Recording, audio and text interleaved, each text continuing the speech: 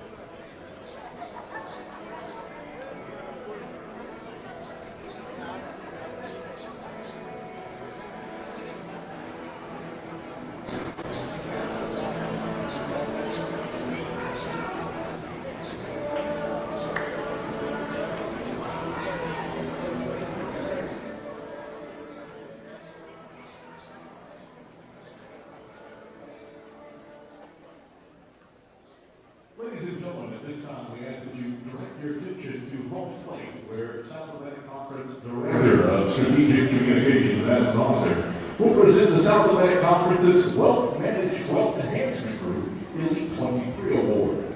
This award honors the student athlete with the top cumulative grade point average based on a minimum of 48 credit hours, who is competing at the final site of each of the conference's 23 team championship sports. These awards are modeled after the NCAA's Elite 90 Award, which is presented at each of the NCAA's 90 championships. The selection criteria for the SAC Elite 23 Award is similar to that of the NCAA's. This year's winner for baseball, from Newberry with a GPA of 3.844 in business, Lugo.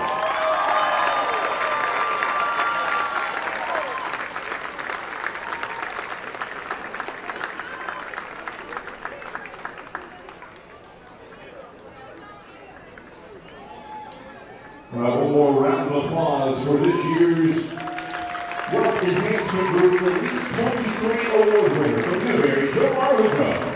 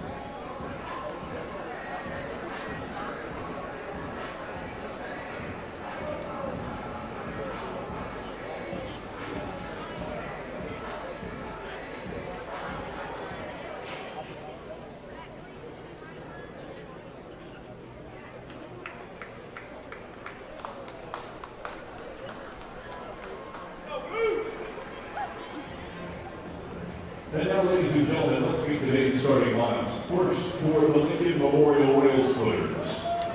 Leading off and playing left field, number 54, Chris Hall. Batting second is shortstop, number 9, Cameron Bowen. Batting third, the designated hitter, number 8, Carson Bowles. Cleanup hitter, right fielder, number 11, Andrew Dean. Batting fifth, playing third base, number 34, Caston Harvey. Batting sixth, playing first base, number 17, Ryan Kurth. Batting seventh, playing second, number 5, Mitch Petza. Batting eighth and catching, number 50, Jared Hancock. Batting ninth, playing center field, number 3, Colin Cota. The starting pitcher for the Rail Splitters is number 24, Patrick Queener. And now, ladies and gentlemen, introducing the starting lineup for the Newberry Wolves. Leading off and playing in center field, number 1, Donovan Ford. Batting second, playing right field, number 6, Jacob LeBron. Batting third, playing short, number 4, Braylon Marine.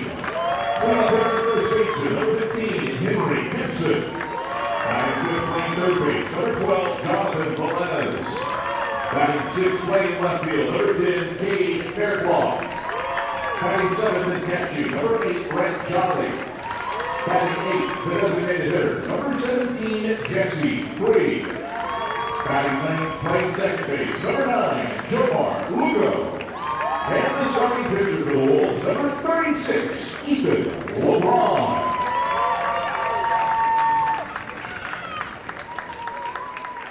Ladies and gentlemen, at this time, we ask that you please rise. Gentlemen, remove your caps. Current and former service members may render a salute as we honor America with the playing of our national anthem, today performed by trumpeter Rick Root.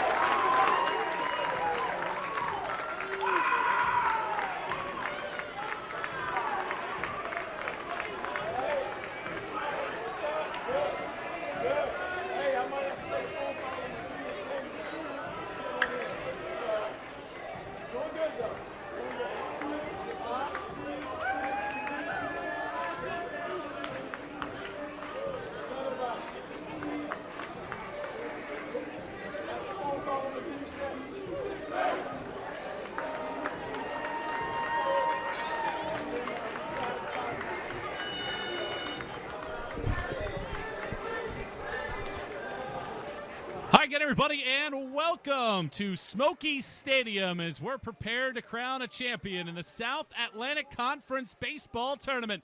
Game 1 of this best-of-3 series starting here in just a few moments, and a great matchup as well. It's the 6th seed Lincoln Memorial taking on top-seeded Newberry. These two teams both cruised through the opening weekend of the regional-style format last weekend. Neither side trailed at the end of any inning last weekend. And this should be a dandy of a matchup between two clubs this year that are ready to lock and load. Looking for a title, it would be Newberry's 2nd. It would be LMU's 4th. Great to have you along for the ride here today. As we take a look at the starter for Newberry, it's Ethan LeBron coming off of a complete game effort last weekend to kick off the tournament. As the left-hander at 6 feet tall, 175, a sophomore from Lexington, South Carolina, scattered 4 hits and a run with 4 walks and 2 strikeouts over 9 complete innings. It is the 5th time in his last 6 outings that he has gone at least 5 innings of work. And we're just about ready to lock and load here today. LeBron overall for the season this year is 4-1 with a 4.18 ERA, and he'll go against this lineup for Lincoln Memorial. And the Splitters have a talented group in the 1 through 9 holes, but just one all-conference member in their starting 9. Chris Hall leads it off. Cameron Bowen, Carson Bowles make up the top 3. Andrew Keene, Caston Harvey, and Ryan Kurth in the middle third. And Mitch Petzelt, Jared Hancock, and Colin Goda in the bottom third of the order. And we are ready to roll here from Smoky Stadium. Great to have you along for the ride. Hope you come in and stay a while with us. Andrew Rogers will be along here shortly from Smokies Stadium. So it'll be left-hander on left-hand batter. And LeBron ready to lock and load here from Smoky Stadium on a fine Sunday afternoon. The first pitch is a bouncer up first base line, foul ball, and we are underway here at 4:22 in the afternoon on what has turned into a fairly hot and humid overall day at the ballpark. Left-hand pitcher kicks and fires, and he misses low and outside, and it's 1 ball and no strikes to count. Here to Chris Hall. Hall 6 hits last weekend in the Wingate Regional. The pitch, swing and a miss.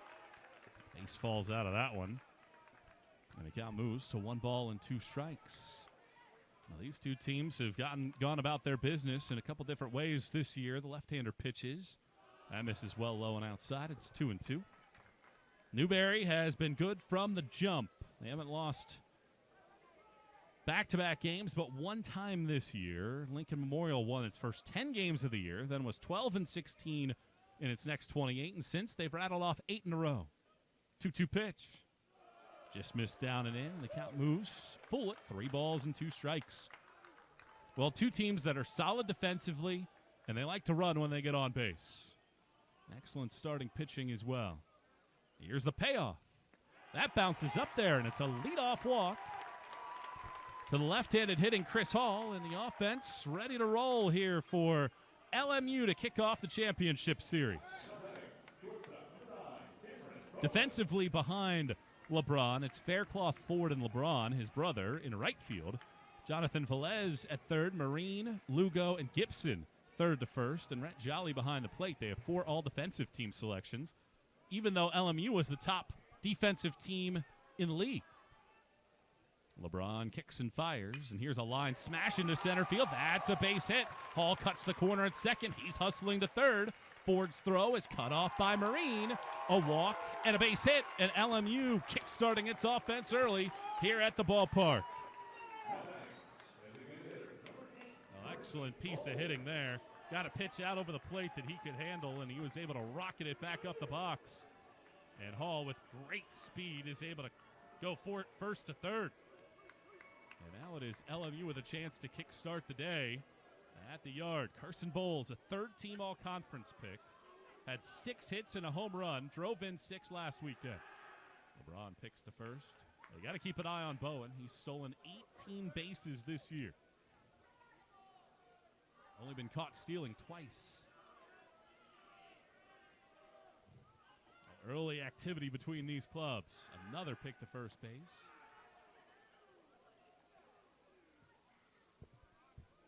Well, one of the biggest things that Russell Triplett talked about is last year this team won 38 games, but they only won 1 in the postseason. Left-hander's first pitch bounces up there to Bowles, 1-0.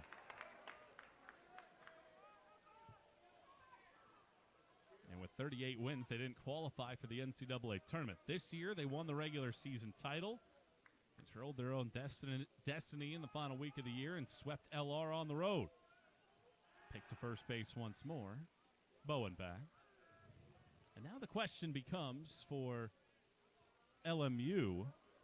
Can you put up a couple runs in this opening inning? Certainly you have to get Hall in from third. 1-0 pitch. Bowles bounces it in the hole. Left side of the infield and through for a base hit. Hall in to score. LMU strikes in the opening frame and a 1-0 lead for the Splitters.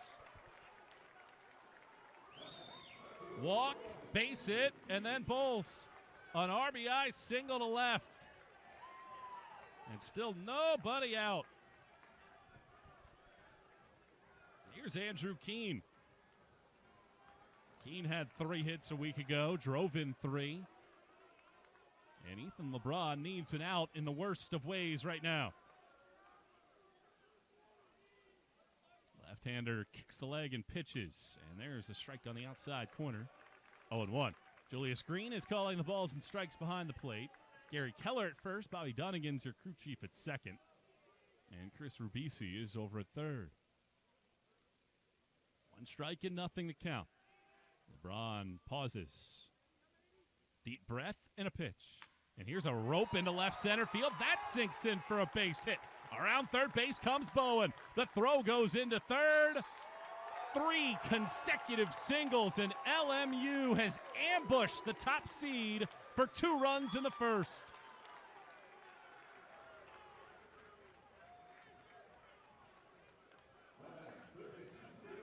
A great piece of hitting by Keene. He's got 41 RBIs now on the year.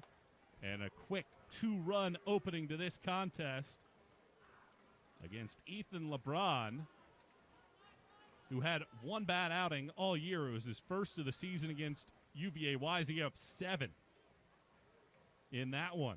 In his last 14 innings entering today, had given up just 3 runs. Well, he's given up 2 and has not recorded an out so far. Russell Triplett said that Ethan LeBron is a serious competitor, loves the moment, and that's where he competes at his best. Well, here's an opportunity to do so. Caston Harvey will stand in. 2-0 LMU on top in the opening frame. LeBron's first pitch is a fly ball foul off of first, strike 1.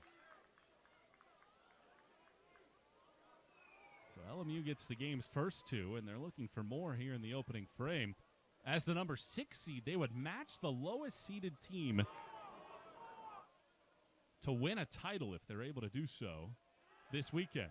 Throw over to first base. Keene back. He's got 14 steals on the year.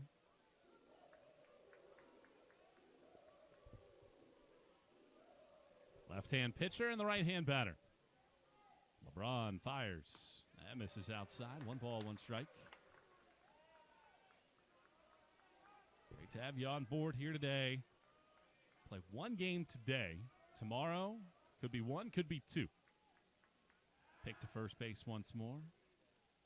Keene back safely. Well, Justin Haywood said that the strength of schedule that his team played this year, a lot of really good teams up and down the schedule, prepared them for this weekend. A 1-1. High and away. 2 balls and a strike. Well, nobody has started throwing in the Newberry bullpen, in case you were wondering. They are riding it out right now with the group that they have. 2 balls and a strike. The pitch. Misses low. It's 3-1. Well, Banks Faulkner's already been out there to the mound. And LeBron just trying to right the ship here at this point. 3 balls and a strike. He picks to first again, and now Newberry will start to get some activity going down in the bullpen. And it is Tyler Chinpire that is immediately up. Or check that. That is Gunnar Erickson, rather. The pitch. Ground ball out to second base. Gobbled up by Lugo to second. Marine for 1. To first base. That's in time for a double play ball. A run does come in to score. Lincoln Memorial leads 3-0 in the first. Well, that's a good turn on a 4-6-3 twin killing. Lugo, Marine, and then Gibson, but a 3rd run comes across. No RBI in the double play. And now Ryan Kurth. 5 hits, 2 home runs last weekend. 3-0 LMU kick-starting its game. The pitch, swing and a miss. Well, with Newberry's style, they're one of the highest-scoring teams in the nation. Can certainly expect them to put up runs. The pitch, foul back, 0-2.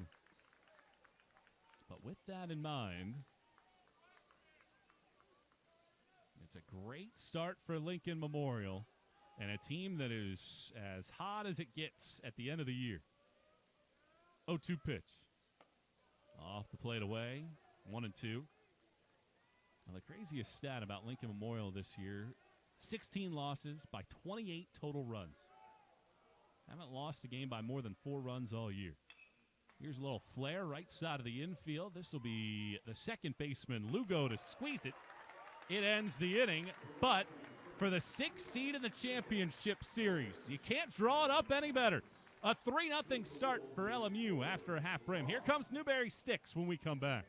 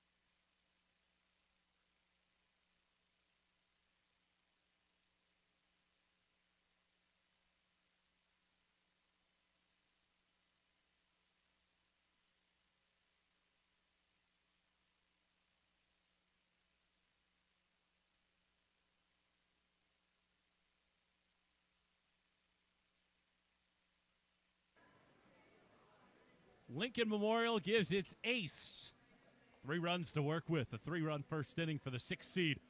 And it is the second team all-conference selection, Patrick Queener, to take the bump. 6 feet, 205 pounds. A senior for Brentwood, Tennessee. Coach Justin Haywood says he's a gritty, savvy veteran, and he is just that and more. Queener has gone at least 5 innings in 23 consecutive starts. The last time he failed to go at least 5 was the 2022 season opener. Last week, 6 innings, 3 runs against Catawba in their first round upset. And he takes on Donovan Ford, one of the top hitters in the league, and Ford takes a look at ball 1 low to begin this bottom of the first inning. Ford, 407 hitter this year. What a jump he has made, the sophomore right-handed hitter. Queener's pitch. This one right across the belt for a strike, 1-1. Well, these two teams not only didn't play in the regular season this year, they didn't play in the regular season last year. Last time they played was back in 2021, a 4-game Newberry sweep. 1-1 pitch, low. 2 balls and a strike. In fact, LMU hasn't beaten Newberry since 2019. Wolves winners of 9 in a row. 2 balls and a strike, the pitch. Ford rips this out to left center field. Go to hustling back, still going back, and in front of the warning track. He's there to haul it in. The retiring Ford, who gave it quite the ride out to center field, but the leadoff man retired in the bottom of the first. Well, not a bad swing right there, and Ford retired. And now Jacob LeBron, a 296 hitter with 42 driven in. Newberry's postseason started last weekend, and boy, did they have a tough slate. This weekend, and they host Tampa next weekend, and then as the number 2 seed right now in the Southeast Region rankings, the NCAA tournament after that. LMU trying to crash that party as Queener pumps in a strike across the knees. Well, the way that things have shaken up elsewhere, Mount Olive and Francis Marion playing in the Conference Carolinas title matchup. Here's the pitch. That just missed inside. 1 ball and 1 strike. Georgia Southwestern waits the winner of Young Harris and USC Aiken in the finale of that sub-regional. In the Peach Belt, North Greenville lost 2 and out. The 1-1. That's on the outside corner for a strike. 1 ball and 2 strikes. Well, what has made Newberry so good over the years is the ability to get base runners. And Queener looking to limit that here all day long. The 1-2. That bounces up there. He's arguing, is LeBron, that it hit him. He's saying that they should challenge it as well. And now Russell Triplett is going out there to have a word. We're getting another look at it. It's hard to tell from that angle whether or not it did get him or not.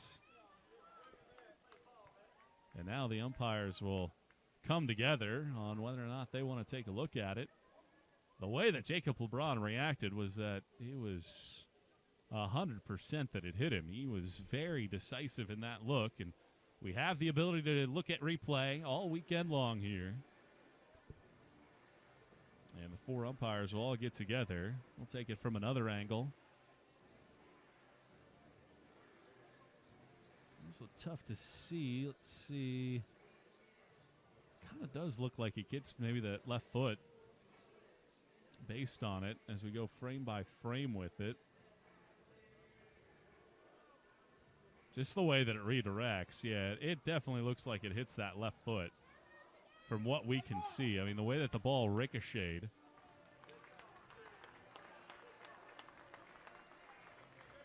That it did hit him. And now I think the umpires are going to want to get together and take another glance at it to make sure that they have the right call on whether or not it hit him.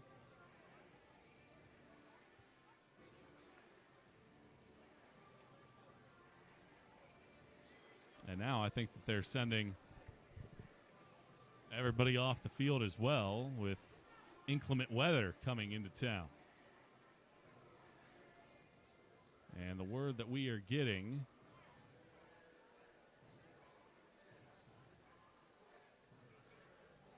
is that indeed we have lightning in the area. So we will provide updates as we will have to step out at 4:38. So we play 16 minutes of baseball.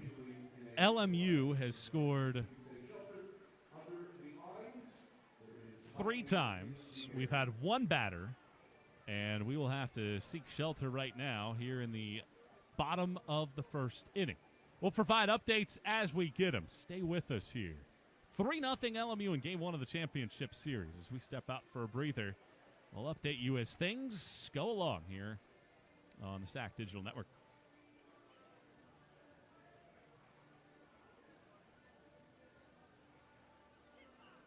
Hometown Ticketing makes it fast and easy to buy tickets on your school's website or in the new Hometown Fan app. It's simple. Just search for your school, buy your tickets, and they'll be right there in your account, ready to be scanned when you get to your event.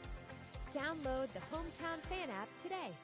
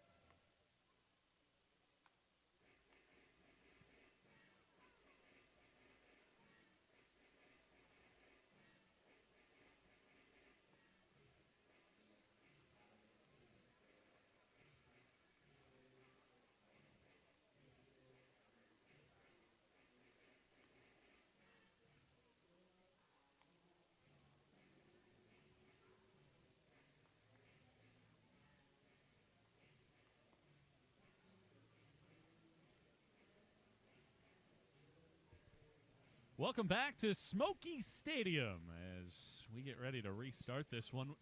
Recapping what you missed. We played 16 minutes of baseball, saw 29 pitches. Lincoln Memorial scored 3 times in the opening inning. RBI singles from Carson Bowles and Andrew Keenan. Double play ball brought in the third run. When we left, Jacob LeBron was hit by a pitch. They reviewed that, confirmed that indeed he was hit. So he's at first base. We've seen a combined 29 total pitches, and Patrick Queener is back out there, even though he started this game. Newberry looked like they were warming up somebody else, and it's the 2-time reigning Conference Player of the Year, Braylon Marine, in the box. And we're ready to get back underway. The first pitch after the restart is low for ball 1, and we are back into action after a 4-hour and 24-minute delay. Bottom of the first inning, Newberry, the regular season champs, against the 6th-seeded Lincoln Memorial Rail Splitters, trying to steal a bid in the regional. Marine at the dish. Queener pitches, and Marine fouls it off. 1 ball and 1 strike. LeBron, 18 stolen bases this year, prerequisite for Newberry players to steal bags. That is critical for their success this year. They average 3 per game. 1-1. Marine squares the bunt. Pitch misses low. 2 balls and a strike. Marine, the first player in league history not just to go back-to-back, but to win 2 Conference Player of the Year awards. And he's hit .433 the last 2 seasons, hitting .439 this year. Here's the 2-1. Marine swings and misses. Bottom drops out of a curveball. 2 balls, 2 strikes. Marine 4 out of 12 with 3 RBIs. Last weekend, Coach Russell Triplett said that he's a pro player right now. Here comes the 2-2 pitch. Another curveball bounces up there, and the count's at 3-2. Now, Marine's got an elite eye at the plate. He and Joe LaFiora are the 2 senior statesmen, 5-year players for Newberry. They've won both regular season titles in school history. Payoff pitch. Misses, down and in, ball 4. So after the restart, a walk to Marine, and the league's best hitter is aboard. And here comes Henry Gibson. Gibson, .333 hitter this season, 3 homers and 45 driven in. Had 4 hits a week ago and drove in 2. And left-hander hitter will dig in to the batter's box. 1 out, 2 men on. Gibson at the dish. 3-0 LMU in the championship series. Right-hander pitches, and it's high and inside at the corner for a strike. And Russell Triplett is out onto the dirt right in front of his dugout, barking at Julius Green, not happy with that call. Well, thanks for staying with us here after a 4-hour and 24-minute delay. Right-hand pitcher ready to go here against Gibson, the 0-1. That just missed low and outside. Count moves to a ball and a strike. Well, these 2 teams, as hot as they get.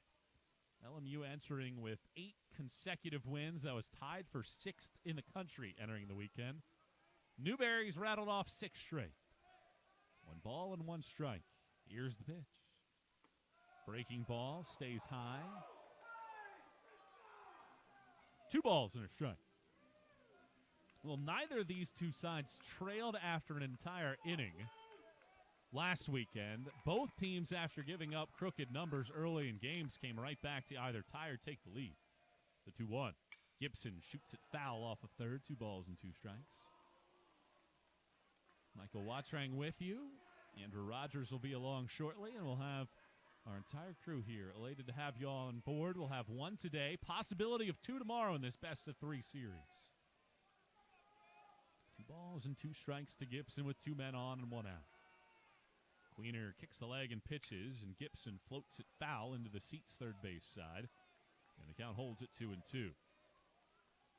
Well, you talk about a senior statesman. That is Patrick Queener. He has been around the block and then some in this league. He was a tough luck loser against Carson-Newman last year. Pitched deep into that game. Eagles ended up winning it 2-1, throwing out the tying run at the plate in the 9th. 2-2. Gibson late on it again, fouls it back to the screen. We'll do it again at 2 balls and 2 strikes. Outfield shoveled around slightly to the left-hand side. Candles fully lit here at the ballpark in a game that started a little bit after 4 o'clock in the afternoon. Break-even pitch. Gibson slices it foul down the left field line. Well, every pitch that he's gotten a piece of has gone into that left field side, either in the seats, in the corner, or into the netting.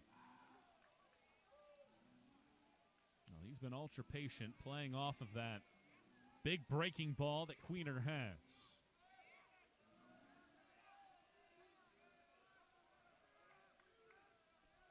Here's another break even. Gibson chops it short. Stop. Bowen to second for the out there. That's the only out that they get. So it is a fielder's choice. 6-4 to third base heads Jacob LeBron. Gibson now at first. And it brings the third team all-conference selection, Jonathan Velez, to the plate. Had 3 hits last weekend. His average sits at .323 for the season. And he hits right here in the middle of this lineup. And Queener looking to get out of this first inning without any damage. 3-0 Splitters, a team that has won 3 league titles since joining the league in 07. Right-hander pitches, and that one is at the knees for strike one call. Newberry trying to break up the longest drought in league history, potentially between championships. Here's the 0-1. Hard hit ground ball to the left of the shortstop. Bowen picks, underhands the second, and that ends the inning. Back-to-back fielders' choices does the job for Queener. And we're ready to lock and load. Game 1 of the championship series. Splitters on top, 3-0.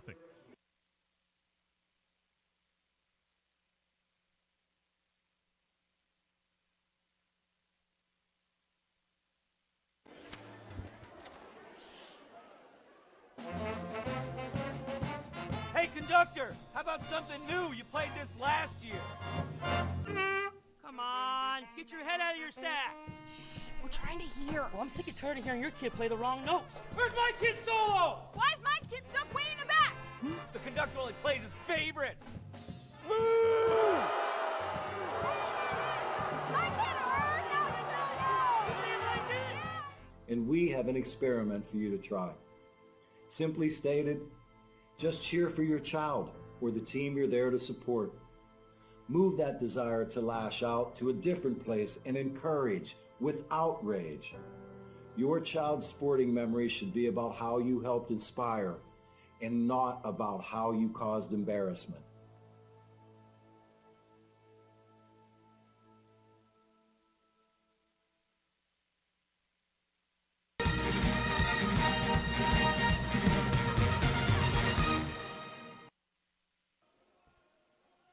So Newberry indeed will go into the bullpen. Ethan LeBron goes 20 pitches, gives up 3 first-inning runs, and Gunnar Erickson, the junior from Chapin, South Carolina, 6'5", 190, is on in relief. Erickson this year making his 12th appearance. He's 3-0 with a 2.45 ERA, and he has been excellent all season long. Twice he's given up 4 runs in an outing. Other than that, he's given up 1 or fewer runs in 8 of his other 9. And he'll take the slab here in the second inning, looking to contain this LMU offense that sent 6 to the plate to begin the day and scored 3 times in the opening inning. Great to have you on board with us here today. It'll be Mitch Petzelt leading it off. He has an 8-game hitting streak in hand. Went 5 for 12 last weekend. And he climbs into the batter's box here in the second, leading 3-0. Erickson, the right-hander, works from the full windup as he kicks and fires, and he spins one on the outside corner for strike one call.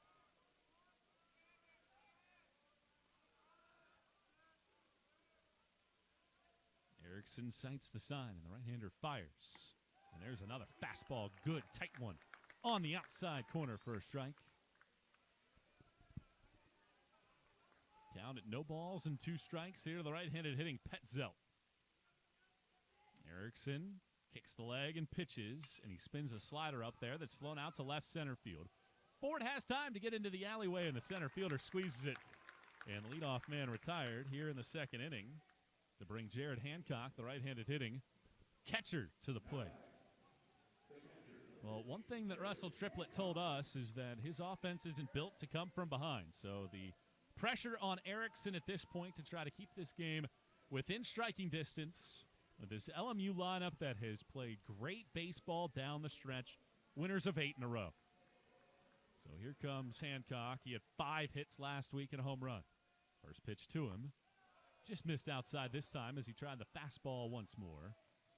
And with a count at 1 ball and no strikes, Hancock hitting .252 for the season, the 1-0. Hit high in the air off first, but this one gets out of play. And we'll do it again in a ball and a strike. Well, Lincoln Memorial this season, their record probably not indicative of the year that they had. They finished 13-11 in league action, but boy, were they good at home. 19-3. The 1-1 pitch. High with this fastball. 2 balls and a strike. LMU played a challenging schedule this year, and they're soaring down the stretch. The 2-1 pitch. Chopped on the ground out to short. Waiting for it, Marine. Now charges. Picks. Strong throw into the chest of Gibson. Back-to-back retired to begin the second inning. In the 9-hole batting, Colin Goda will be the man to stand in the back batter's box to try to avoid a 1-2-3 frame. Erickson on the slab looking for a 1-2-3 inning. And after the first 4 of the game reached for LMU, the next 4 have all been retired. Here's the first pitch, and it's hit sharply to third base. Picked up by Velez, the all-defensive team pick. Throws him out at first, and that is a quick inning of work for Erickson. The right-hander spins up an 8-pitch inning, and we played an inning and a half. Newberry trails 3-0 in Game 1 of the championship series here on Flow Sports.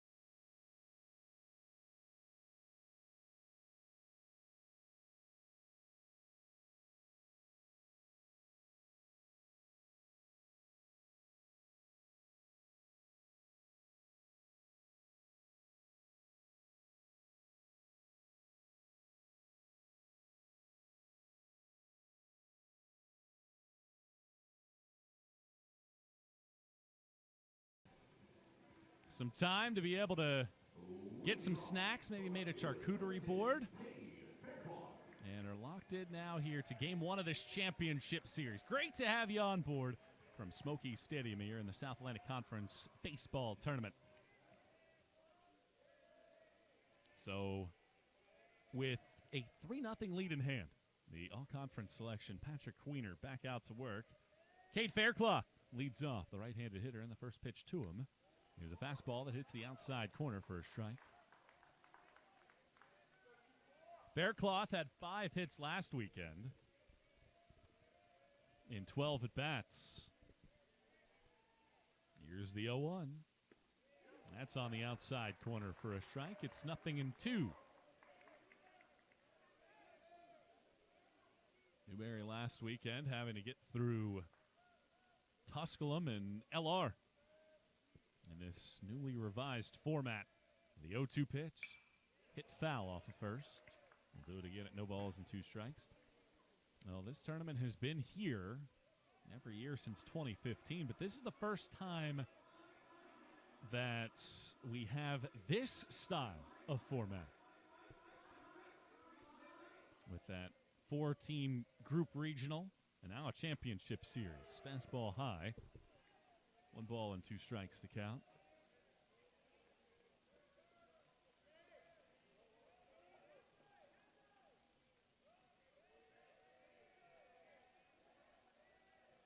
Here's the 1-2 pitch, and it's fouled off again off the right first base side.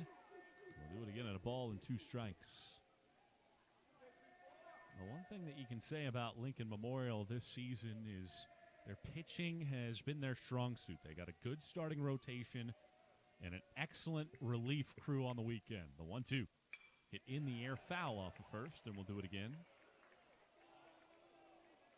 One of the biggest things that Justin Haywood said when I spoke with him earlier this week is he said, when you have the best defense in the country, which is his belief, and the numbers would illustrate that as well, the top defense in the league, you want your pitchers to attack. Queener's ready with a 1-2. He attacks here, and he misses with a breaking ball down and away. They appeal down to Gary Keller at first. He says that he lays off. It's 2-2. And at the end of the day, kind of an old school mentality, trying to collect outs, not looking for the fancy sword swings or big time strikeouts, just looking to get 27 outs and let the offense do their thing. Here's the 2-2. Hit sharply on one hop. Nice defensive play by Petzelt. And he throws out Faircloth. Made that play look really easy, and that was a tough smash. Right out to him. It took a low skip off of the freshly manicured dirt. And he out-recorded, and with 1 out and nobody aboard, here comes the first-team all-conference catcher, Rhett Jolly. Had a couple hits and 8 at-bats last week. His average sits at .311 entering the weekend. Queeners retired 3 straight. And the first pitch, the right-handed hitting Jolly's a breaking ball in the outer half for a strike. 0-1. You can see Jolly squaring for a bunt right there, and that's something that Newberry does as well as any team in the land. 1 strike and nothing to count the pitch. Outside corner at the knees for a strike. And the count moves to no balls and 2 strikes. Well, Newberry not a team that will frequently strike out. They like to put the ball in play and force pressure on the defense. And Jolly flares this down the right field line. Long run for Keene, and he will not get there in time as it bounces off the dirt down in the right field corner. Well, congratulations are out to the Conference Carolinas champion. How about Mount Olive? What a day they had, blowing out a pair of teams to win the Conference Carolina Championship, rounding it out with a 13-3 win over Francis Marion in run rule 7-inning fashion. And Young Harris takes down USC Aiken to advance to the Peach Belt Championship Series against regular season champ Georgia Southwestern. The 0-2, swing and a miss. High fastball this time around. 4 straight set down. Queener's got his first punch out. And with 2 outs and nobody on, here's the designated hitter, Jesse Free. Free had a really fine weekend last week. 5 hits, 11 at-bats, hitting .324 for the season, and he'll get his opportunity. And trying to get a man on base with 2 outs here against Queener. LMU leads it 3-0 here in the second. Right-hand pitcher, Queener, and the right-hand batter. Queener kicks and fires, and there's a strike at the knees on the outside corner to get ahead at 0-1. Well, Queener has struck out only 1 batter in each of his last 3 starts entering the day. The 0-1 pitch. Shot foul off of first. No balls and 2 strikes. You can see he's coming out and throwing strikes and being aggressive in and around the zone. Queener this season overall, he struck out 70 batters in 71 2/3 innings. So you could see what he was doing at the beginning of the season with a high volume of strikeouts, including 13 against Catawba in March. The 0-2. Swing and a miss. Well, there's the sword for you. Back-to-back punch-outs for Queener.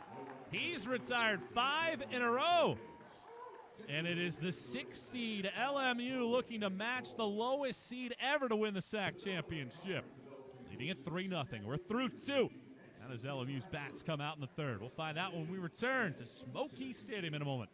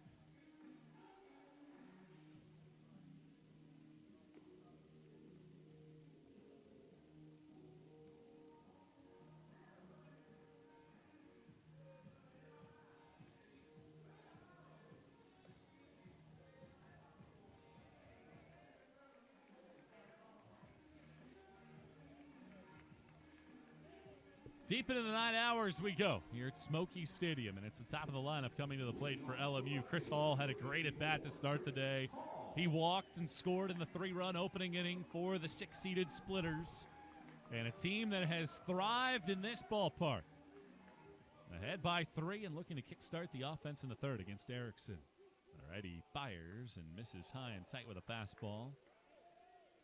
Well, Hall has been up and down the LMU lineup. He has had some opportunities to start, and he's the leadoff man in the championship series. Swings and misses on the breaking ball. It is 1 ball and 1 strike, rather. And you look at what Hall has done. He had 4 hits in the finale against Wingate.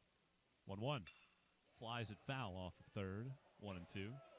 He scored 3 times in that one. Had a hit in each game. A win over Catawba and 2 over Wingate. And the Bulldogs look destined at the end of the year. The 1-2. That drifts off the plate, up and away. 2 balls and 2 strikes. Wingate had by far the best pitcher in the league, and that's no disrespect to anybody else, but Mitch Ferris was unhittable all year. The 2-2. Hall skies it left field. Long run for Faircloth all the way back to the warning track. It's turned around. He reaches to his left and snares it. Well, you wonder perhaps how much the lights at this ballpark might have impacted Faircloth, but he's an all-defensive team pick for a reason. Got turned around as he stepped onto the warning track, made a nice lunge to his left to make the grab. Big first out, 6 straight retired by Newberry pitching. And here's Cameron Bowen. Right-handed hitting, shortstop. Erickson starts him with a fastball, and it's a weak flare out to second base. Lugo snares it. 2 up, 2 down, and all 5 have been retired by the right-handed throwing Gunnar Erickson. And now Carson Bowles, an RBI single. His first time up, they kick-started the scoring. And Bowles is the lone all-conference selection in this lineup. And the first pitch to him splits the plate in half for strike 1. Justin Haywood said when he's rolling, a lot of our offense becomes easier. Bright future ahead of him, the 0-1. Chopped slowly, left side, charging. Velez picks on the grass, throws to first. That ends the inning. And another clean, quick inning from Erickson. He needs just 8 pitches in this inning to get through the frame. He's retired 6 in a row. Can Newberry get its offense into gear? Patrick Queener's rolling. 3-0, LMU going to the last of the third.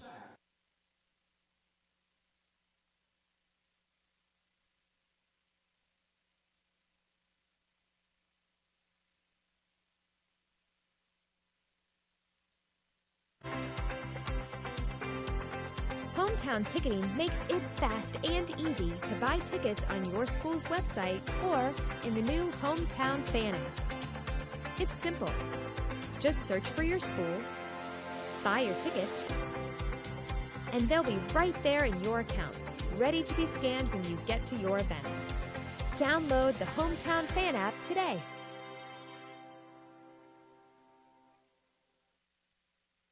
I chose LMU because I wanted doors to open for me. For my future to have endless possibilities. To know I could become anything I wanted to be. Objection, Your Honor. I always wanted to say that. So whether I wanted to be a veterinarian, a high school teacher, let's turn to page 32, or a successful dentist, I knew LMU would help me get there. All I had to do was open the door.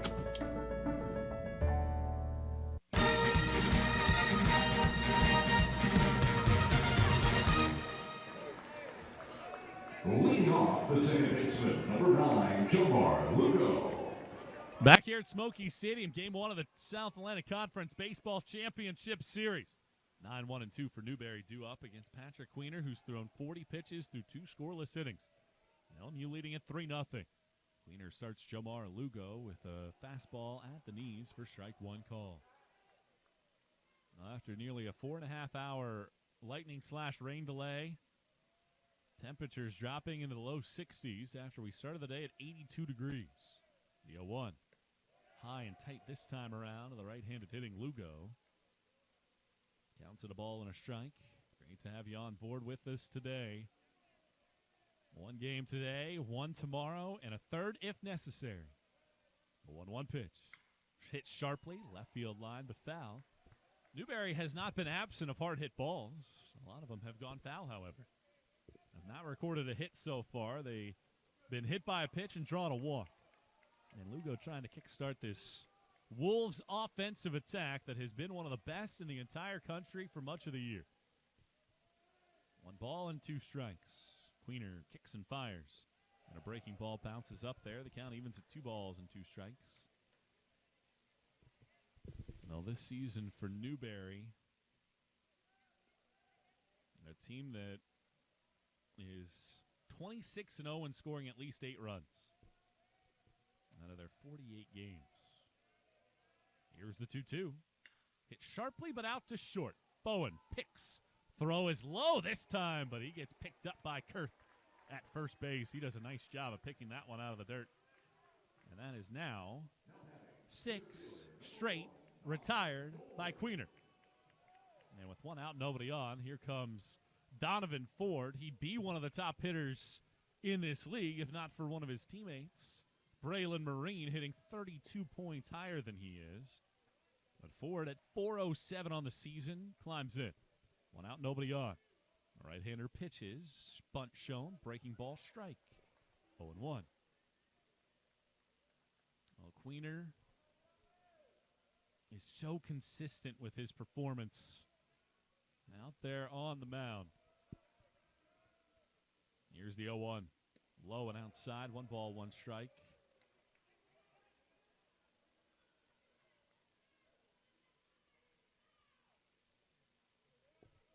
Queener has not been behind in the count very frequently today. The 1-1. Hit hard down the right field line. Will this stay fair? It will, down into the corner and roll into the corner. Ford around first. He's hustling to second. Now he's chugging to third. The throw comes to the middle of the infield, and Ford is into third base with a sliding 1-out triple. Donovan Ford picks it up and puts it down. His 3rd triple of the season. And he flew that one into perfect territory down the line. And Keene a little bit late to pick it up, and it's the first hit of the day for LMU and stopping a streak of 6 straight retired by Queener. And now here comes Jacob LeBron, and in these situations, you always have to be prepared for a squeeze bunt. The third baseman, Harvey, is already in near the cutout. 3-0 LMU in the 3rd. Queener stretches. He pitches, and here's a ground ball right side past the first baseman, Kurth, into right field, and the regular season champs are on the board. Jacob LeBron, an RBI single, and it's a 3-1 ball game here in the 3rd.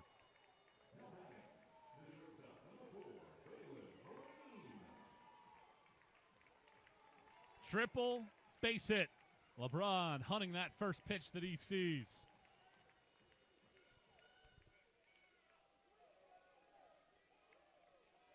So with 1 out and a runner at first, here's the player of the year, Braylon Marine. The first pitch to him is a slider in across the knees for strike 1. We talk about a guy that has grown exponentially. This is Braylon Marine.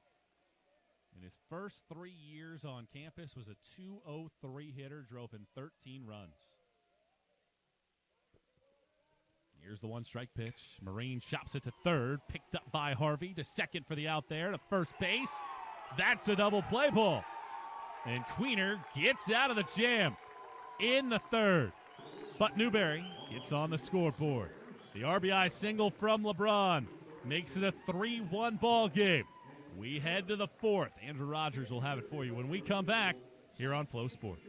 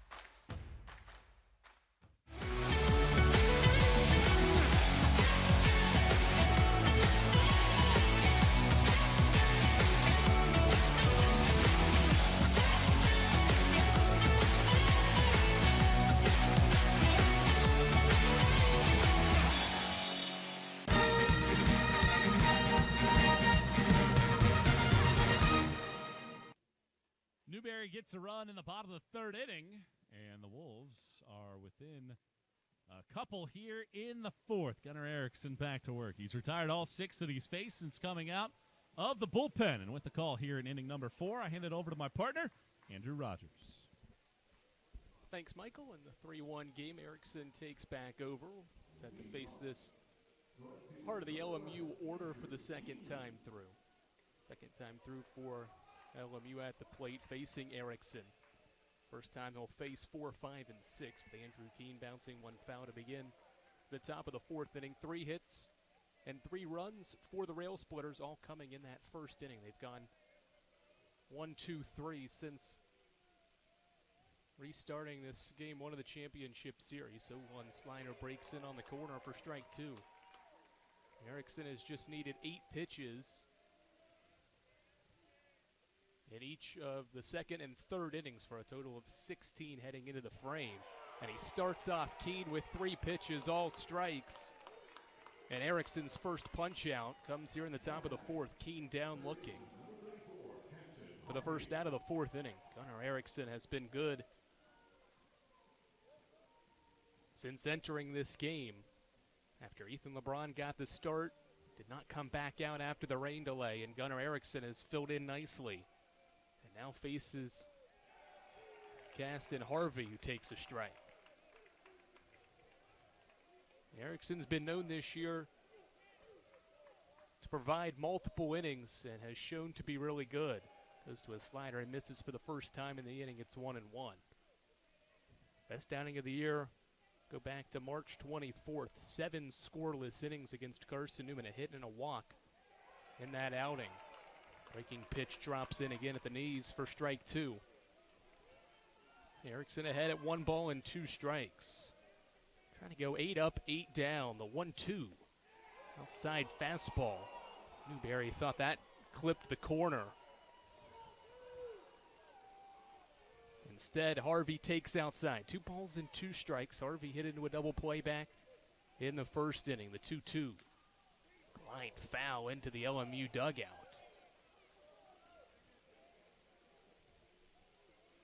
Keeps Harvey alive at 2 balls and 2 strikes. LMU trying to find an offensive rhythm after getting off to the great start. It has been shut down since, and Erickson just barely nicks this one off the end of his bat. Back-to-back foul balls keep the count at 2 balls and 2 strikes. Helping extend this fourth inning after such an excellent start for Gunnar Erickson. He's had to work to get Caston Harvey out here in the fourth. 2-2, swing and a miss. Good slider that breaks away from the right-handed hitting Harvey. Strike 3 swinging. Erickson back-to-back strikeouts to begin the fourth.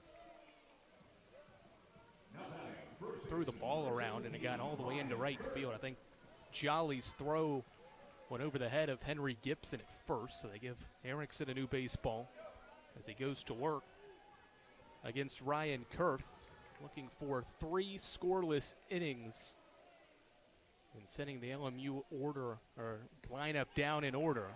He starts Kurth off with a strike. Kurth, a 300 hitter this year, popped up back in the first inning. Facing Erickson for the first time. Goes to that slider again, and it drops in on the outer corner. Strike 2.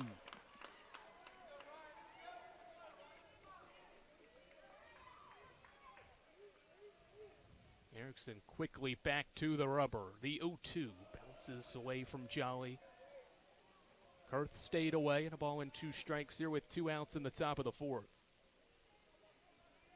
Newberry with quick offense in the third inning. Ford's triple, next pitch. Jacob LeBron with the single to right field, then the double play quickly ended the third.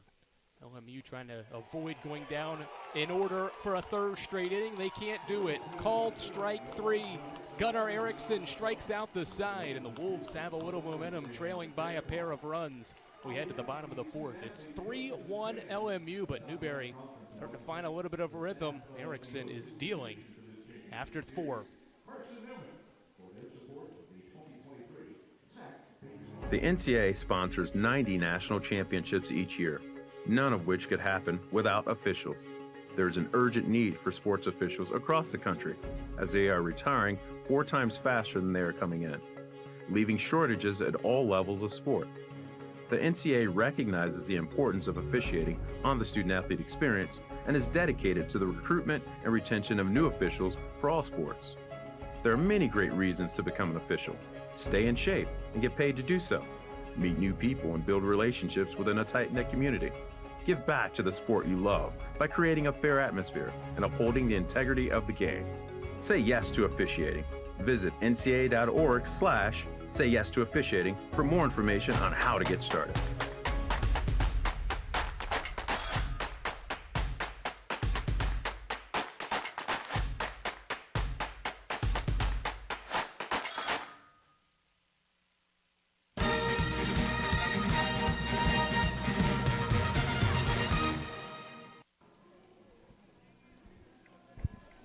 Andrew Rogers, glad to welcome you back to Smoky Stadium here on Flow Sports. It's a South Atlantic Conference Baseball Championship Series. The 6th-seeded Lincoln Memorial Rail Splitters and the Newberry Wolves, the top seed, in action.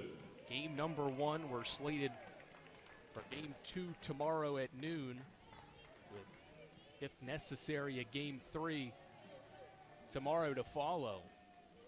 Patrick Queener goes back to work for the Rail Splitters here in the 4th. They'll face 4, 5, and 6 as Henry Gibson shows bunt, pulls it back and takes ball 1 low. Gibson hit into a fielder's choice back in the 1st inning for the Wolves. Queener comes set, working exclusively from the stretch, and Gibson fouls one off into the seats along the left side. Ball and a strike on Gibson. Gibson's fit in well behind Marine in the cleanup spot. Driving in 45 runs this year to go along with 8 extra base hits. 1-1 offering from Queener. A fastball right above the belt for strike 2 called. And it's a ball and 2 strikes on the Newberry first baseman. Queener, 3 innings pitched so far, a pair of hits, both in the 3rd and the 1 run. Gibson fouls this one straight back, keeps the count at 1-2. 1 walk for Queener and a pair of punch-outs to his line so far. Faced 2 batters before the 4.5-hour delay. Justin Haywood went back to his ace, and he's been solid since resuming play here. Check swing from Gibson. Third base umpire Chris Ubesa says he does not go. Ball 2 on Gibson. 2 balls and 2 strikes as Queener's set, and the pitch is lined, and it goes over top of the glove of the third baseman, Harvey, and this ball's into left field for a single. Looked like maybe Caston Harvey was going to be able to glove that one at the hot corner, but Gibson lines it over his head into left field for a base hit. It's a 3rd hit for Newberry. Ford and LeBron went back-to-back.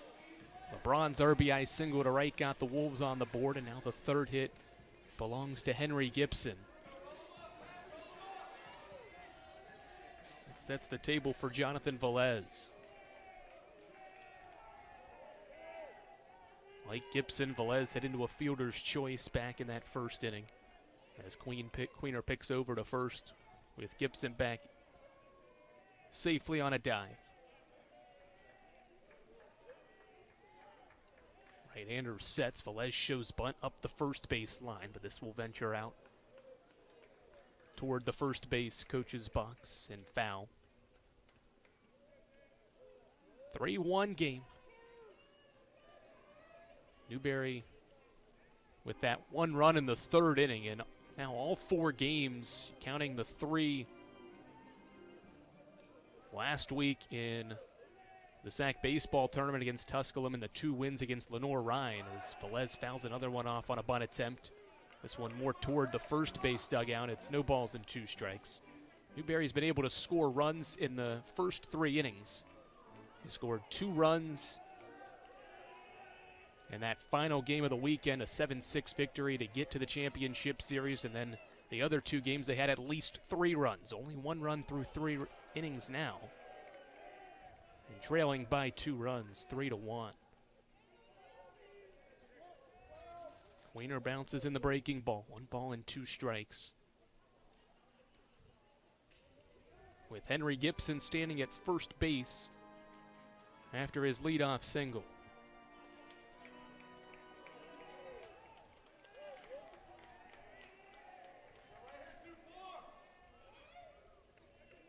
The senior Queener has the sign. The pitch home is grounded left side. It sneaks through, base hit. Back-to-back singles to left. And the Wolves threatening to cut into this Lincoln Memorial lead. Back-to-back singles start the 4th inning. It gives way to Cade Faircloth.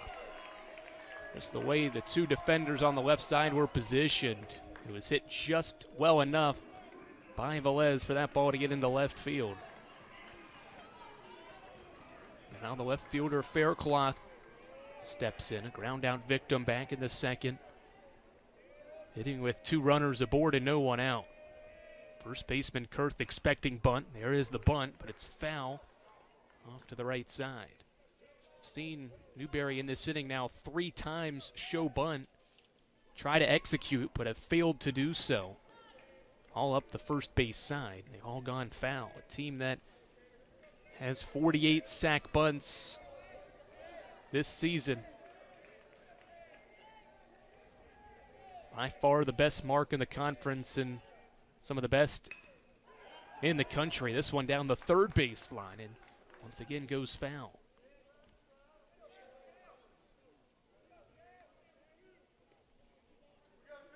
So now no balls and 2 strikes on Faircloth. Remember, this is how Velez, who now stands at first base, his at-bat went. He fouled 2 pitches off on bunt attempts.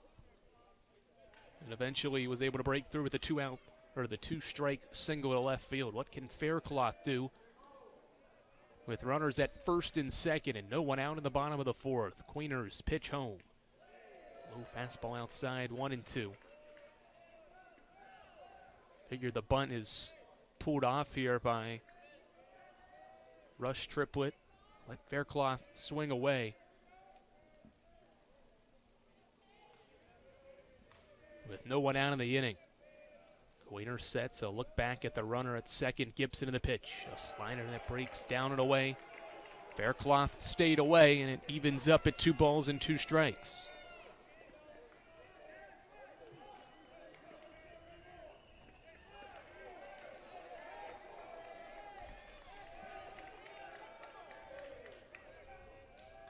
Two home. Ground ball to second. Petzel up with it. The flip to Bowen on to first. Double play. A much-needed double play for the Rail Splitters. Queener gets Faircloth to ground into a double play. 4-6-3. And now with 2 outs, Gibson moves to 3rd, and Rhett Jolly will try to drive in Gibson from 3rd. Great turn by the 2 middle infielders. The best defensive team in the South Atlantic Conference this season, showing why there. And now Patrick Queener 1 out away from getting out of this 4th inning after back-to-back leadoff singles. And he starts Jolly off with a breaking pitch across the plate for a strike.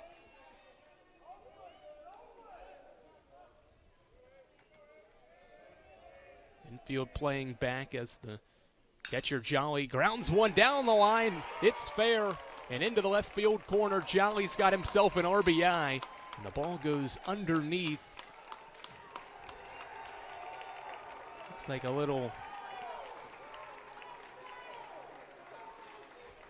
I don't know how to exactly describe it, but Rhett Jolly with an RBI double, and it's 3-2. Good rip down the line.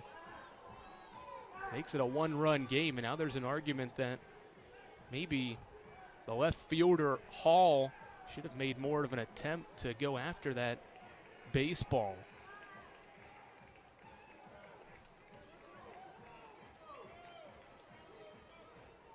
In the corner, Jolly standing at 3rd base. He was in between first and second, or close to second base, when Hall had put his hands in the air. And then Jolly just continued to run and stands at third base right now. Officially, it's gone down as a ground rule double, but the 4 umpires are discussing. They're going to put him back to second base. Not a huge deal, but a base hit to the outfield certainly does not mean that Jolly will score. Doesn't have the best speed out there. It's like it's just a Gatorade holder out there in left field. That the ball either got stuck underneath or just made it difficult for Hall to field that ball down the line. Jolly delivers with a 2-out rip down the third base line. And now Jesse free.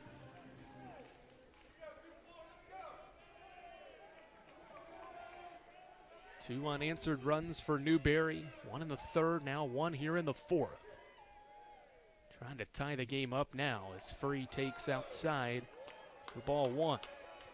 Jesse Free, one of the 2 strikeout victims of Patrick Queener so far, as the right-hander sets and pitches. This ball's flared out to right field. Andrew Keene on toward the line, makes the catch. Inning over, but a productive inning for the Wolves. They compile 3 hits, and the third, the most impactful one. A ground rule double down the left field line for Rhett Jolly. Cuts the lead in half. It's 3-2 LMU after 4 here at Smoky Stadium. Sure, we've been around a while. 171 years to be exact. Founded on the banks of a creek. This creek, Mossy Creek. We know the power of a liberal arts-based Christian education and the tremendous potential of what can be found on this campus, within this community.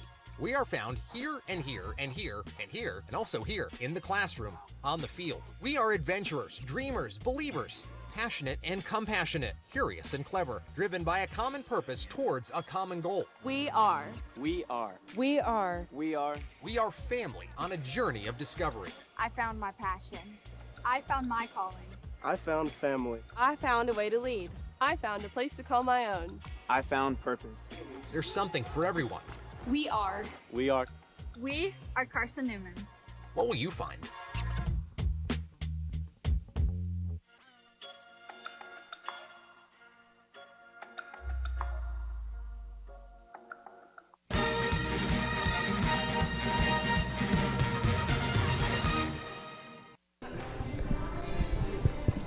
A run in the third and a run in the fourth for Newberry has cut the what was a 3-0 lead for LMU to just 1 as we head to the top of the 5th inning here at Smoky Stadium. Andrew Rogers, Michael Watchrain, glad to have you alongside in our fantastic crew here on Flow Sports.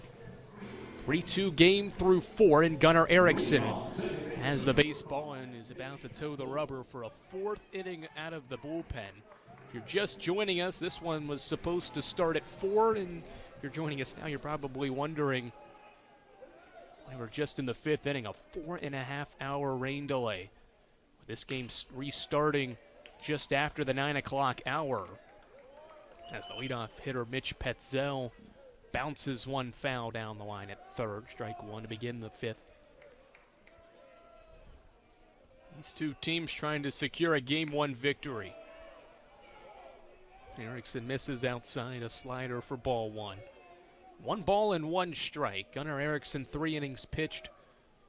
9 batters faced. 9 up, 9 down for the right-handed reliever who misses outside on a fastball, 2 balls and 1 strike.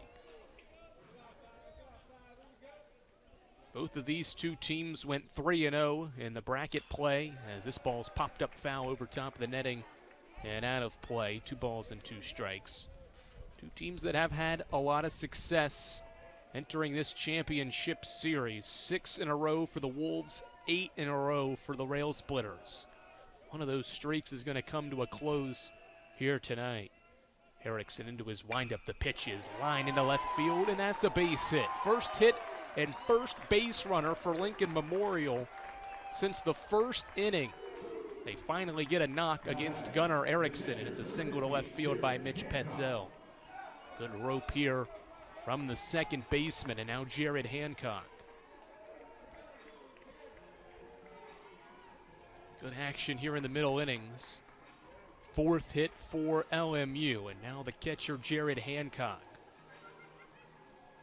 Hancock, you see, a .250 hitter. He's 0 for 1 today. A ground ball out to short back in the second, and Erickson picks over to first with Petzel back safely. Petzel does represent a little bit of speed over there. 6 stolen bases for him this season in 7 tries, and Erickson picks back over to him. A little bit closer of a play that time, but he's still back safely on a head first dive.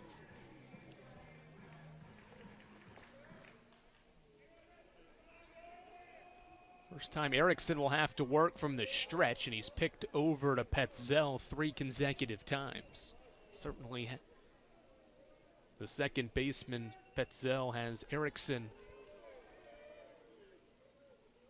on his mind. Here's the pitch, and it's a fastball that jams Hancock, and he pops it foul over top the backstop and out of play. No balls and a strike on Jared Hancock.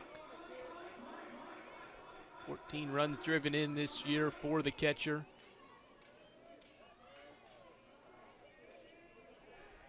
And has 11 extra base hits. Another pick over to Petzel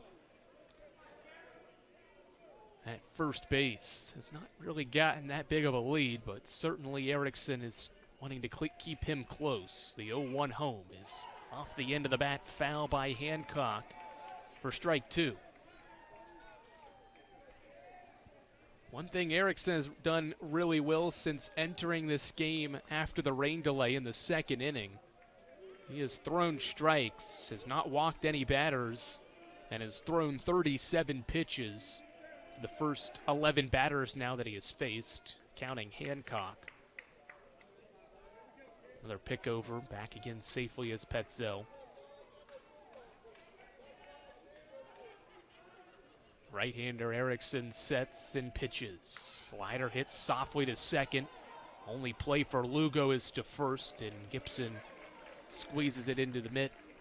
And Hancock is retired. It doesn't go down as a sacrifice, but in a way it works out. Petzel moves into scoring position on the softly hit ground ball to second.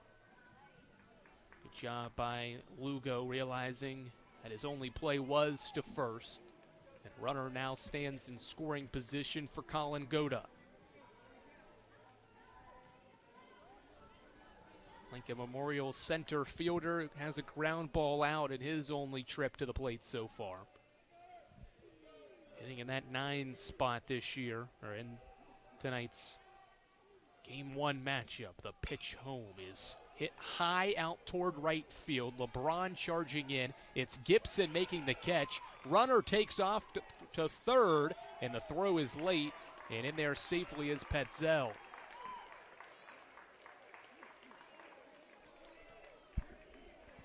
Good job by Petzel, and heads up base running to tag up with Gibson making the over-the-shoulder catch in foul ground.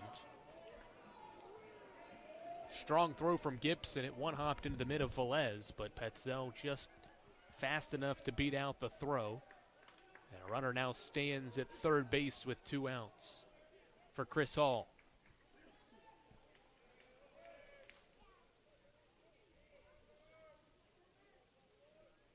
Two outs. Erickson continues to work from the stretch and drops in a slider to Hall for strike 1. Erickson, the first time through the order, did not have any issues. Gives up the leadoff single to begin this 5th inning. Petzel has worked his way all the way to third. Now can Hall drive him in? Next pitch home is a low fastball for ball 1. 1 ball and 1 strike, a 3-2 game, 2 outs, top of the 5th inning. LMU has given up back-to-back runs, 1 in the 3rd and 4th innings. Trying to get the lead back to 2 at the very least. Hall fans at a breaking pitch again from Erickson, strike 2.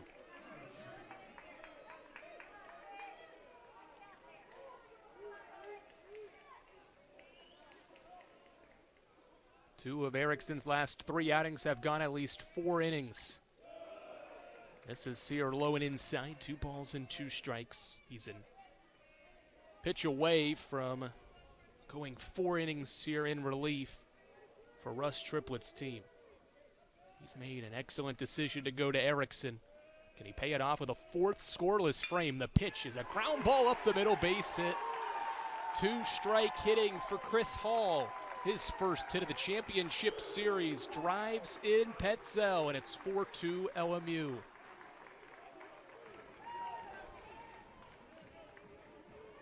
Good battle from Hall after he fanned at a couple of pitches. Knew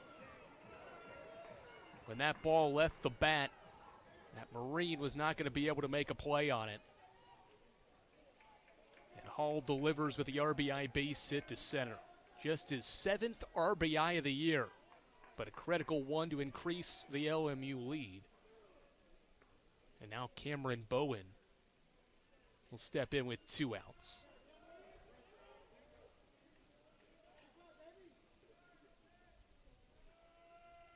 Erickson's first pitch to Bowen is lined into left center field over top of the shortstop, Marine.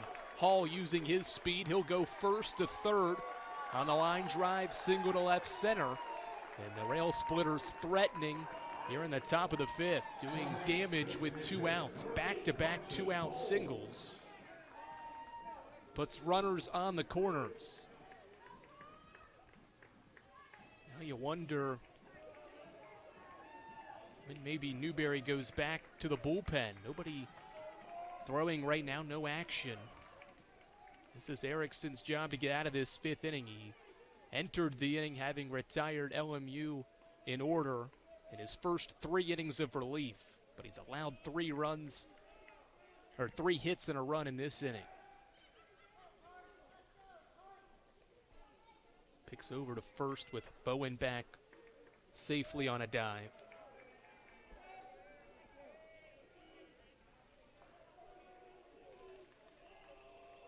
Pitch home to Carson Bowles. The DH is a strike. Bowles just one of the 2 Rail Splitters on an all-conference team this year. 3rd team selection with LMU's starting pitcher Queener being the other, him being a 2nd teamer. Bowles takes another strike and he's fallen behind. No balls and 2 strikes.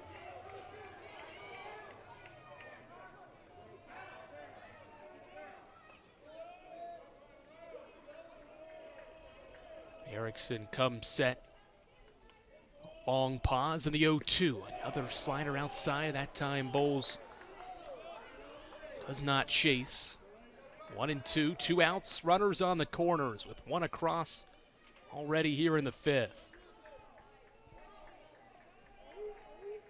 Long look in for the right-hander Erickson, and the pitch home is grounded foul down the line at 3rd. And the battle continues between Bowles and Erickson. Mentioned the Lincoln Memorial 8-game win streak over this 8-game stretch. It's scored 100 runs in its last 8 games during this win streak. Obviously, the 32-2 win against Kentucky State helps the numbers, but the offense has been critical during this win streak.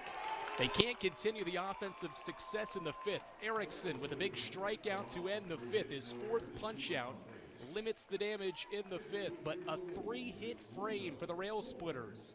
Sees 1 run come across, and LMU back in front by 2 runs. It's 4-2 through 4.5. Newberry, can they respond as we head to the bottom of the 5th here on Flow Sports? I just did not have a lot of stability. I was facing foreclosure, not working at all, didn't have any money. I could not go to school and work, so I found Mars Hill. The experience here has been so wonderful. It's been amazing. I was able to have the full-time hours without the full-time load. They are just incredibly supportive. And Mars Hill is very affordable. Mars Hill University Adult and Graduate Studies. Education that moves mountains. I will be the first in my family to graduate with my bachelor's degree. Being a champion takes more than talent, more than the perfect pass, more than using your head. Being a champion takes the spirit to always push harder, the ability to overcome any hurdle, and the fire to be the best. Welcome to Division 2, where the pursuit is yours to create. And the question isn't, can you do it? It's, will you?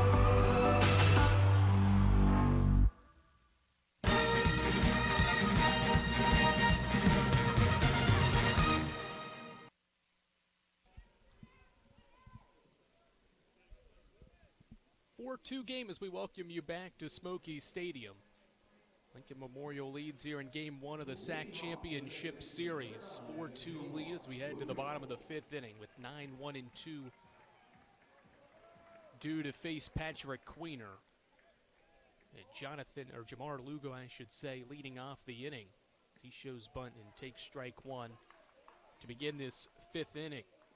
Certainly Newberry offensively did not waste time after the rain delay to get to work with the runs. One in the 3rd and 4th innings. Lincoln Memorial finally strikes in the 5th as Lugo drives one out to straightaway center. Goda underneath it, makes the catch. And a fly ball out begins the bottom of the 5th. For Patrick Queener and the Rail Splitters.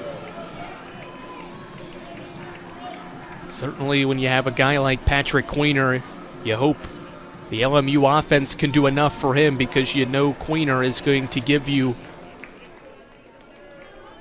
a quality effort each and every time he toes the rubber.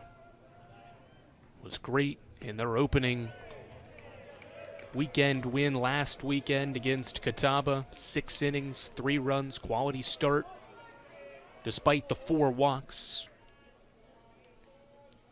Hoping to get a Game 1 win here for LMU.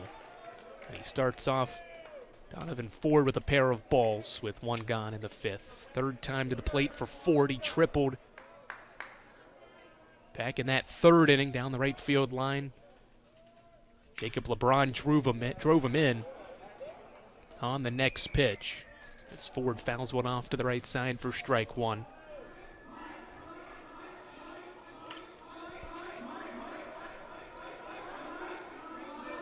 Queener has held his own against one of the best offenses in the country.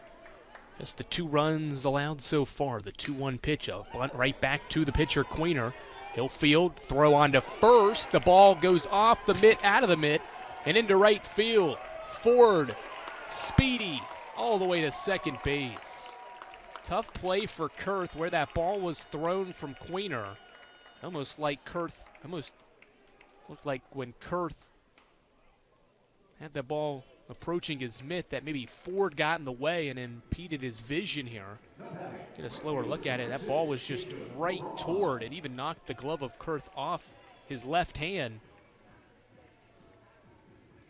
And the error allows Ford to get to second base. Second time he'll reach.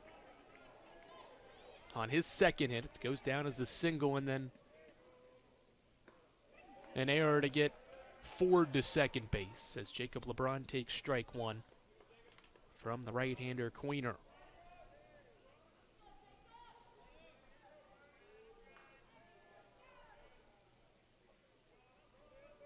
Certainly a base hit in the outfield can score the speedy Ford. As Queener sets and pitches home, LeBron showed bunt, pulled it back on an inside fastball. Wise decision because it was inside. Says the home plate umpire Julius Green, ball 1. LeBron trying to repeat what he did in the 5th. RBI single to right in the 3rd. Can he do it here in the 5th inning as well? He takes another pitch across the plate for a strike, 1-2.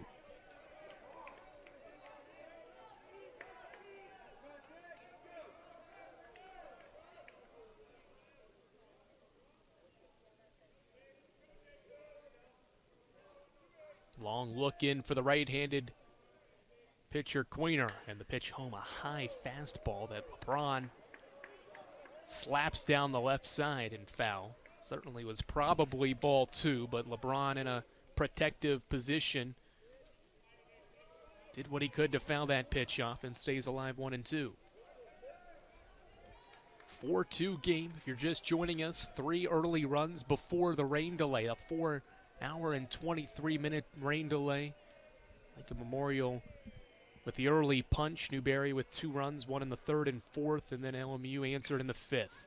LeBron hits one out to straightaway center. Go to pause, took a few steps in, makes the catch. Ford thought about tagging. He'll stay at second base, though.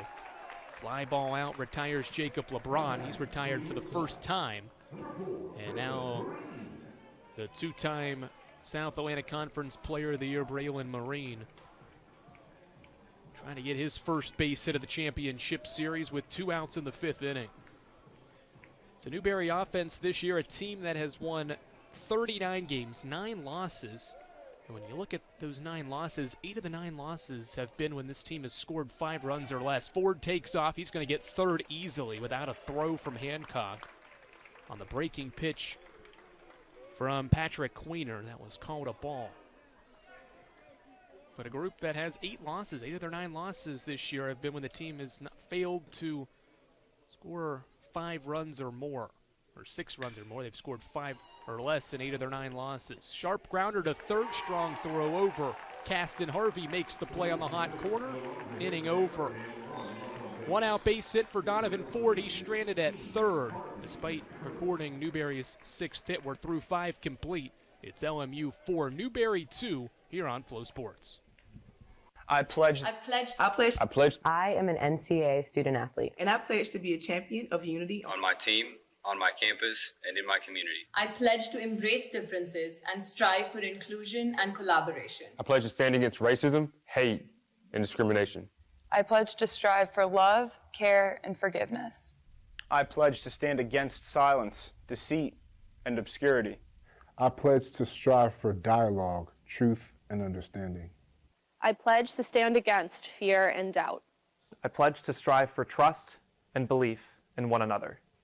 I pledge to stand against complacency and stagnancy. I pledge to strive for change and growth. I commit to supporting my fellow student athletes in all circumstances that impact them. I commit to both choosing unity personally and encouraging it for all. I pledge these things because we are stronger together. United as one.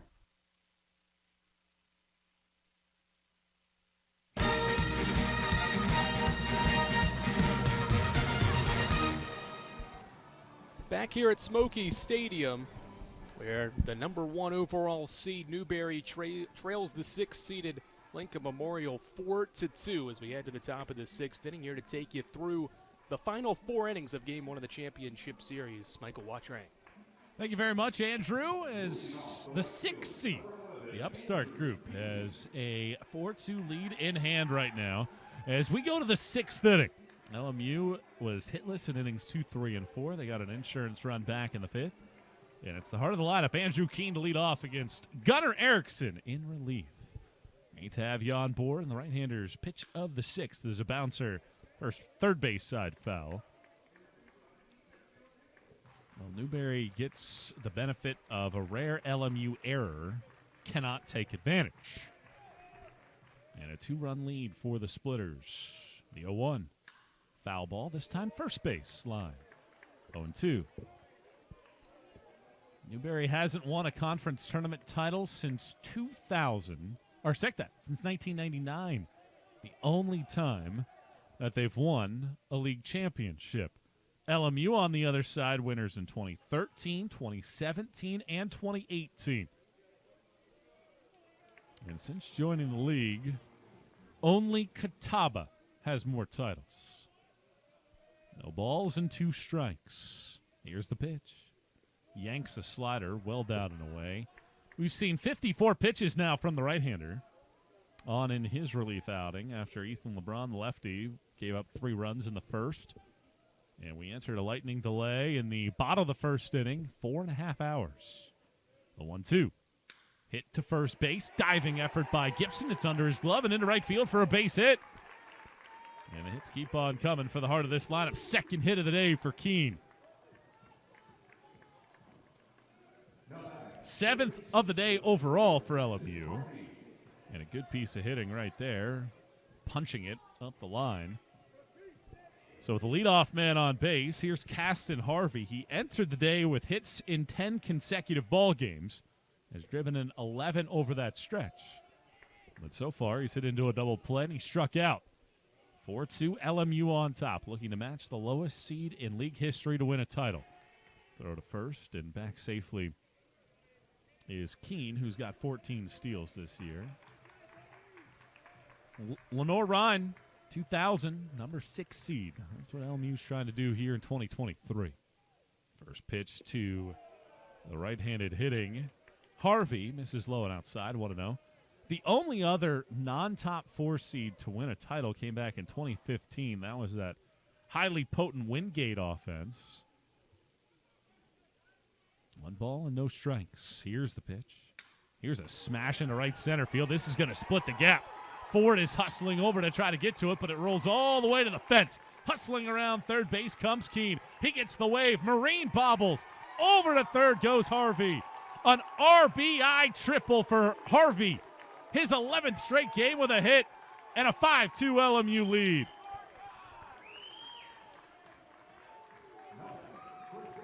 Well, he got a good pitch to hit, and he rode that one into the alleyway in right center. There might have been a play at the plate if Marine gathers that ball cleanly. Didn't do so, and now the infield has to come in with nobody out here in the 6th inning. Matches the largest lead of the day for LMU. They led 3-0 after their first trip to the plate, and they have held on to that ever since. And now it looks like some action going down in the Newberry bullpen. Matthew Marchesini is headed down there to throw. Here's the first pitch from Erickson. It's a foul ball by Ryan Kurth, who's 0 out of 2 so far today. The Lincoln Memorial with a good opportunity here to play add-on in the 6th. Right-hand pitcher Erickson with the infield in. Here's the 0-1. Misses outside, 1 ball and 1 strike.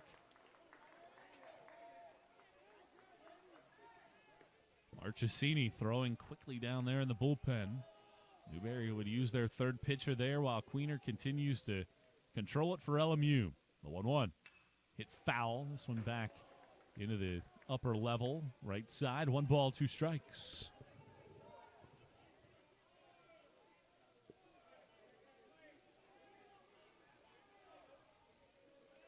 Lincoln Memorial's played a boatload of tight games this year. 18 by just 1 run. The 1-2.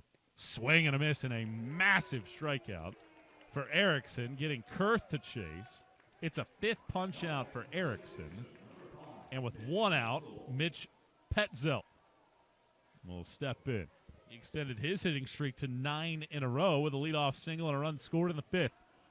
Lincoln Memorial 5, Newberry 2. The 6 over the 1 right now in Game 1 of the championship series. And the first pitch is a breaking ball down and away. Jolly does a great job of blocking it. Had some really good catchers over the years with Newberry. Jeff Sneed, Ian Clements, who's now an assistant under Russell Triplett, and now Jolly. 1-0 the count, the pitch. Swing and a miss. Well, he's gone to a heavy dosage of sliders. Counts even at a ball and a strike. Well, runs always at a premium against Queener. Got to keep it as close as you can. The 1-1 high with this fastball. 2 balls and a strike. Michael Watrang, great to have you on board with us here in the 6th inning. Conference Championship Series, a game that started a little after 4 and endured a 4.5-hour rain delay. Here's the 2-1. That's well outside. Good block by Jolly, and the count moves to 3 balls and a strike. Well, a triple from Harvey changes the complete complexion of this inning. And pressure now firmly on this bullpen. Right-hander pitches. Here's a smash right back up the box and into center field. A base hit. Harvey touches home. It's a 2-run 6th and the largest lead of the day for the 6th seed. 6-2 LMU ahead.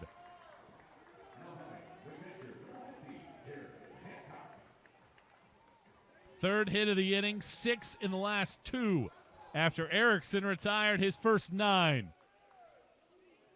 And with a 4-run deficit now staring him in the face, here's Jared Hancock. Hancock 2 groundouts so far today. Petzelt has 6 stolen bases over at first. Erickson, the right-hander, kicks and fires and stays high with a fastball, 1-0. Erickson, a JUCO transfer, has pitched some big innings for Russell Triplett's group all season long, and you can see why he was drawn out there in relief of the championship series. 1-0 is a foul tip into the mid of Jolly, 1-1. Erickson played at USC Lancaster before transferring to Newberry.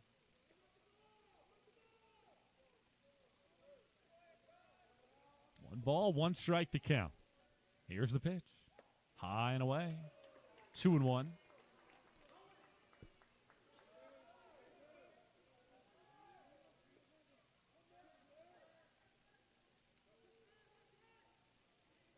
Well, the coaches had differing views of how this year's tournament was set up.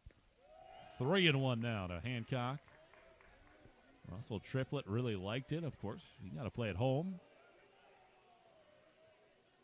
Justin Haywood on the other side said that he liked having every team at one ballpark for an entire week. But it hasn't mattered with his team. They haven't trailed in the tournament after an inning. The pitch. Ball 4. 2 hits, a strikeout, a base hit, and now a walk here in the 6th inning, and 2 men aboard for Colin Goda.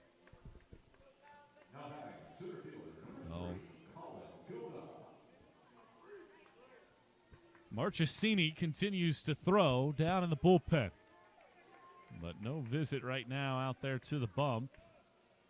And Erickson will get to go here against Goda, who's 0 out of 2 so far in the game. 6-2 splitters on top in game 1. Erickson pitches. Here's a high fly ball, left center field. Ford and Faircloth converge. It is Ford, the center fielder, making the catch. And the runner takes 2 steps towards third and slams on the brakes. So that keeps Petzelt at second. It's the second out of the inning. Now the top of the order, and Chris Hall coming to the plate. Hall so far today, a walk, a run scored, and an RBI single. Been on base in 2 of his 3 trips. A 4-run lead for Lincoln Memorial. 6-2 here in the 6th.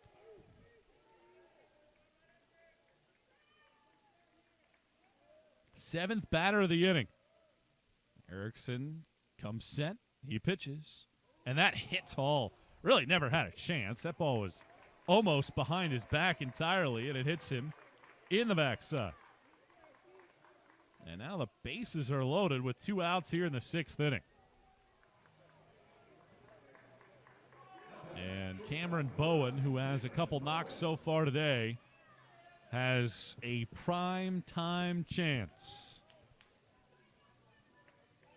Well, in a 6-2 game, if you're Newberry, you can't let this thing get too far away from you right now. Well, the decision hasn't been made yet, and now it looks like Banks Faulkner will head out to the mound. I have a word here with the right-handed hurler. And this is as big of a moment as there is in this game. If LMU gets anything more here, as good as Newberry's offense is, boy, the deficit mounts and full advantage to LMU. If you're Newberry on the other side and you get out of this inning, door completely still open, but the margin of error continuing to shrink. No move has been made yet. Faulkner still chatting. Nobody has broken this thing up yet, and Faulkner won't even need the umpire to come out there. He'll go back to the dugout. Erickson will get his chance at Bowen. Bowen has 6 hits in the tournament. 2 singles today. Bases loaded. 2 outs. Lincoln Memorial on top. 6-2. Righty against right-hand batter. With 2 outs here in the 6th inning.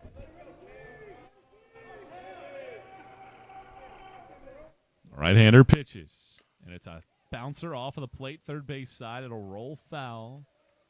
And it's strike one to Cameron Bowen. Well, overall for LMU, it's a youthful group as well. Their bottom three in the lineup are all freshmen. They start just one senior. That's Andrew Keene. And all told, 4 upperclassmen in this lineup. Looking to poach a bid. Newberry in fine shape, perhaps playing for the number 1 seed in the region if they can have a good week this week. 1 strike and nothing. The right-hander pitches, and that's right down the middle with a slider that froze Bowen. 0-2. 6 runs, 9 hits, an error, and 2 left on base for the Splitters. 2 runs, 6 hits, no errors, and 4 left on base for the regular season champion, Newberry Wolves. 0-2 the count. Erickson turns it loose, and it's a check swing roller to the left of the mound. Scooped up by the second baseman, Lugo to first base. That is just in time to get the speedy Bowen and end the inning. LMU leaves the bases loaded, but they get 2 more runs and have their largest lead of the day. It's 6-2. Patrick Queener back to work. He's been in a rocking chair all night, and he's back to work in the bottom of the 6th when we return to Smoky Stadium in a moment.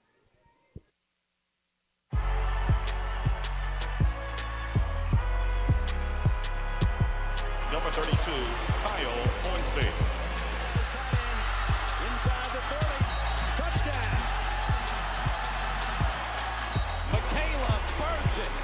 An incredible finish by Hall. The NCAA and its member schools offer nearly 500,000 college athletes a path to go pro in something other than sports. Learn more at ncaa.org/opportunity.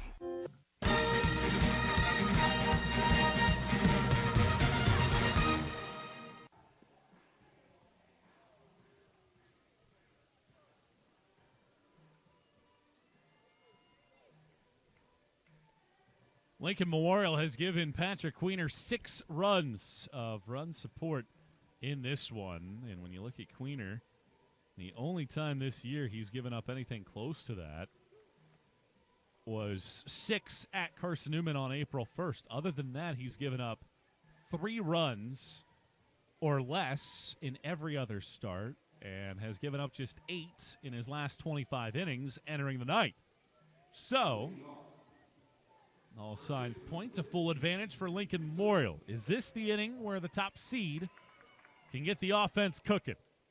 Heart of the lineup at the plate, Henry Gibson, who has a single and 2 trips up there, will stand in. LMU leads at 6-2. And Queener works out of the stretch here, and the right-hander pitches and misses high and away to the left-hand hitter for ball 1. Outfield shaded around slightly to the left-hand side. Queener pitches, and Gibson flies it down the left field line. This will hover foul into the 5th row of the seats down the line. Counts even at a ball and a strike. Well, as good as Newberry has been against LMU, winners of 11 of the last 12, they've won just 7 of the 23 meetings that have taken place in Tennessee.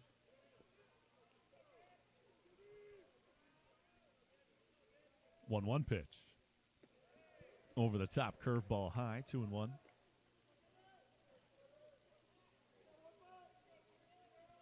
LMU undefeated against Newberry in the conference tournament, 4-0. The 2-1 pitch. High fly ball down the right field line. Keene hustling back. He's at the wall. It is out of here. Henry Gibson's 4th home run of the season makes it a 3-run ball game.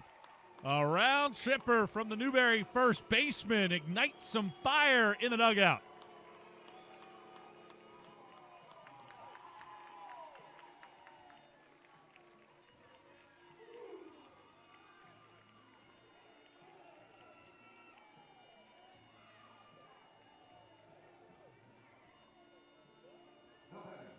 Oh, Gibson got a good pitch to hit, and he laced one into the seats on a 2-1 pitch. And that cuts the deficit down to 3. Here's Jonathan Velez, and he looks at strike 1 on the outside corner at the knees. Velez, 1 out of 2 so far today. Right-hand pitcher, right-hand batter. Here in the 6th, the pitch.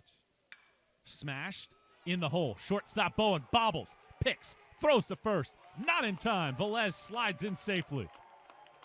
Well, Bowen was going to need to play that ball cleanly the first time around, and he nearly made a play on that ball, well out into the outfield grass. But that'll be an infield single for Jonathan Velez, his 2nd hit of the day, as he was motoring up the line.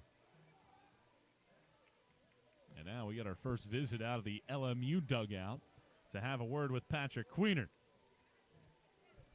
Well, Queener having gone at least 5 innings yet again. This is the 24th consecutive game where he's gone at least 5 innings. And has done so now in all 12 starts this year. And a dynamic day yet again for Queener. But here in the 6th inning, some activity starting in the LMU bullpen.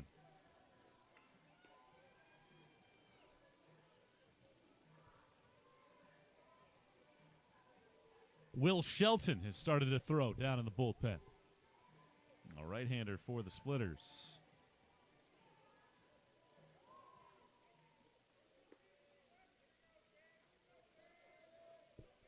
So now here's the right-handed hitting, Cade Faircloth with the runner at first. And he swings and hits one sharply. Ricochets off of Queener. Bowen picks, throws to second for the out there. And it is the first out of the inning. Boy, fortunate there is Queener to not take more of that one. It hit his glove, actually. He was able to get that up there and redirect it out to Bowen. So that'll be a fielder's choice and a 1-6-4 putout at second base. That allows Faircloth to reach. Boy, that was inches away from being a frightening moment. But at the end of it all, not only is Queener all right, he helps his team by angling that one over where Bowen makes a good play on it, and they get the lead runner. So with 1 out, and now Faircloth at first base, here's Rhett Jolly. RBI double his last time up there. In a 6-3 game in the 6th. The pitch. Check swing, foul ball, back to the netting. 1 strike and nothing. LMU has led throughout. They scored 3 runs in the opening inning. 3 consecutive hits after a leadoff walk. And the Splitters, despite having that lead, shrink down at one point to 3-2. Had scored 3 in a row prior to Gibson's homer in this inning. 0-1 pitch. Low, below the knees. Well, Queener now sitting at 92 pitches on his day. LMU does have a fairly strong bullpen to complement this good rotation for the Splitters. 1 ball and 1 strike. The right-hander pauses. He pitches. Jolly stings one out to right center field. That sinks down and drops in for a base hit. Faircloth hustling to third. He's getting the wave as the ball is bobbled by Keene. Jolly to second. Faircloth in to score. Newberry has scored twice, and it's back down to a 2-run ball game. So that is going to be a base hit and then an error in right field that allows the runner to come in and score.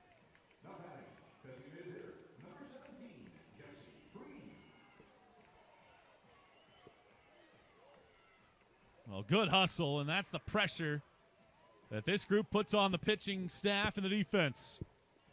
And now that will be the end of the line. Justin Haywood out. Patrick Queener's day is done. And Will Shelton coming on. We'll tell you about the right-hander when we come back. It's a 6-4 game in the game 1 of this championship series. Camera. Oh, at me. Okay, let's get started. When you're first looking at where to go to school, what were you searching for? Well, when I first started searching, I knew I wanted to go to a place where I wouldn't feel limited. Where I wouldn't just grow as an athlete, but I'd also learn everything that I needed to know to launch my own business. Somewhere that would truly prepare me for the real world, for what I was going to do next. Where I could grow as an artist and develop my craft. I wanted to go to a place where I wouldn't be just another number, a place where people really knew me. Where over time, I would become a leader. Somewhere that would show me all that I can be. Somewhere that believed in me. Somewhere that after I left, I would be proud of the person that I became. And I found that place at Coker.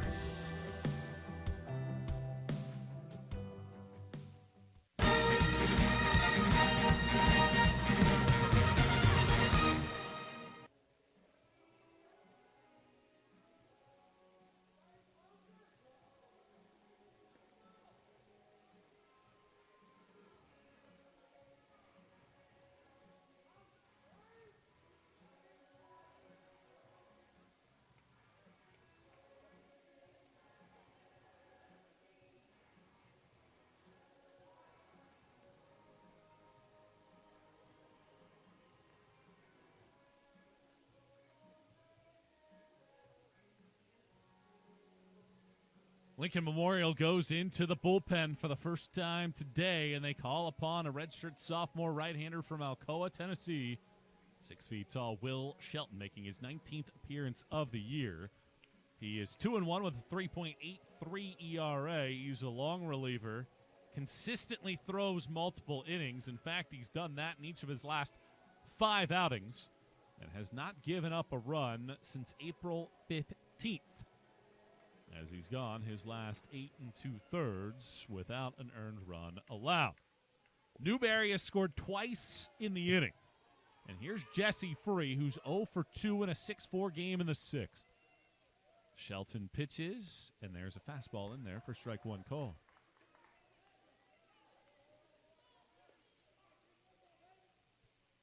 And it looks like there's been a little bit of rain starting to hit the ground again. 1 strike and nothing to count. The pitch. That's on the outer half for a strike. And the count moves to 0-2. Left-hander has started to throw down in the Newberry bullpen. Looks like Joe LaFiora is down there. Shelton's 0-2. Just missed outside this time around with a fastball. 1 ball and 2 strikes. And indeed it is LaFiora down there in the bullpen. What a career he's had. We'll get into that when he gets out there on the bump. But a runner at second base, 1 out here in the 6th. The 1-2.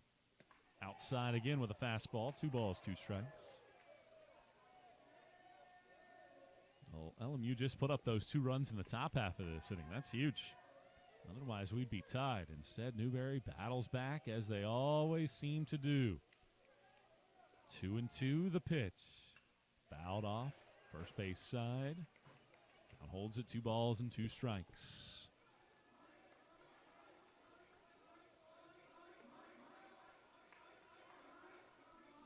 Well, both coaches, as you would expect, said that they're more concerned with what they do in their dugout. And right now it is a bullpen game late in this one. Here's the 2-2. Fouled off again. Good at bat going here for Jesse Free to hang around in this sequence. Well, the rain right now isn't all that hard, but certainly coming down. A little bit of wind out towards right field at this point. 2 balls, 2 strikes, 1 out and a runner at second. Shelton pauses. Now he pitches. And it's another foul ball. This one back into the netting.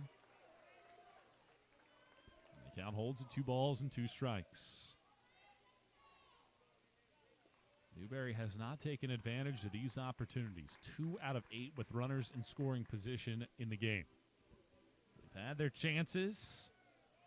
They've hit into a couple double play balls. Here's the 2-2. Grounded first base side. Kurth with a backhand down to a knee. Races over to first. Wins that one to get the out. Jolly trots over to third base.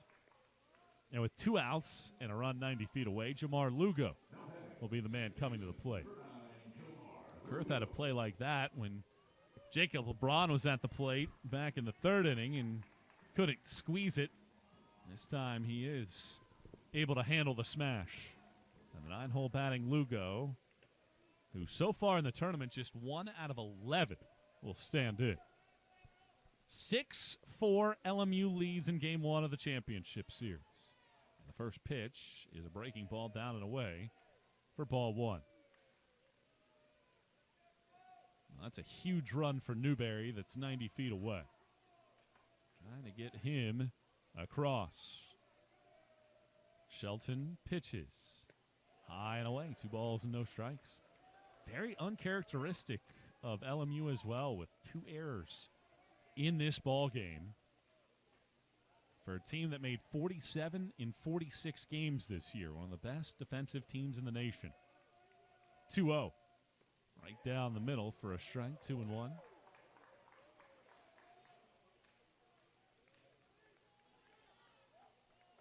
There's a huge hole up the middle. Bowen, the shortstop, playing towards the hole. Here's the 2-1. And it's fouled back to the netting. 2 balls and 2 strikes. Well, this is the second time this year in which Patrick Queener has given up more than 3 runs in an outing.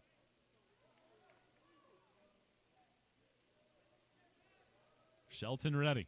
The break even. Foul ball off of first base. And he strikes out just 2. In his first 9 outings of the year, he had at least 5 strikeouts in 8 of 9.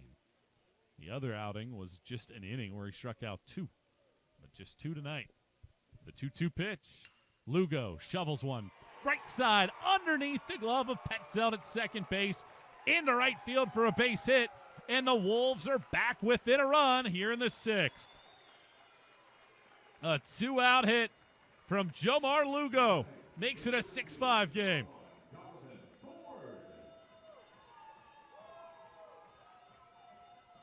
Well, that was a fine piece of hitting by Lugo and a 3-run 6th. And here's Donovan Ford, who singled and tripled his last 2 times up. 6-5 your score. Right-hander on right-hand batter. Shelton pitches. And there's a fastball down the middle for a strike. So you can close the book on Patrick Queener. 5 1/3 innings. 5 earned runs on 9 hits and a walk. He struck out 2. The second most runs he's given up in an outing this year. Here's the pitch. Breaking ball down and away. A ball and a strike. Well, while LMU is trying to become the lowest seed to win a conference championship, Newberry trying to win an outright title as the top seed for the first time since 2014. Now, Joe LaFiora's pitch ended up all the way back behind the plate. I'm trying to think about the ballparks around the league. I know Carson-Newman has one third base side, but not for the visitor bullpen. I can't think of another place in the league that has 2 bullpens on the field. The 1-1. Swing and a miss. 1 ball and 2 strikes. Well, that comes into play with those pitches that miss, but they also come into play on any foul balls in that area. A 1-2 here on Ford, who's got himself another multi-hit game this year. The 1-2. Ford flies it foul off of first, and we'll do it again. It's the 26th time this year that Ford has a multi-hit game. And this is the 49th game in which he's played it. He's only struck out 14 times all season. Rare when he gets into these counts that he doesn't produce. The 1-2. High, runner takes off, throw down to second base well in time, and they get Lugo to end the frame. So he was off and rolling on that one, kind of a delayed steal, and it ends up putting a thwart to the inning. But Newberry has scored 3 times in the inning, and it's a 1-run game. 6-5 as we go to the 7th. Business end of the ball game coming up. Splitters on top in game 1.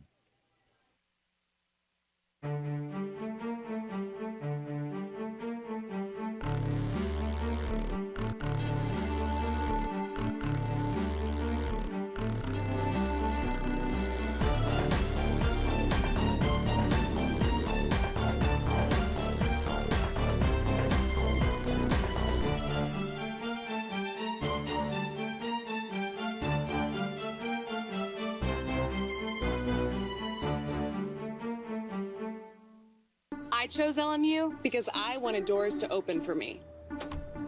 For my future to have endless possibilities. To know I could become anything I wanted to be. Objection, Your Honor. I always wanted to say that. So whether I wanted to be a veterinarian, a high school teacher, let's turn to page 32, or a successful dentist, I knew LMU would help me get there. All I had to do was open the door.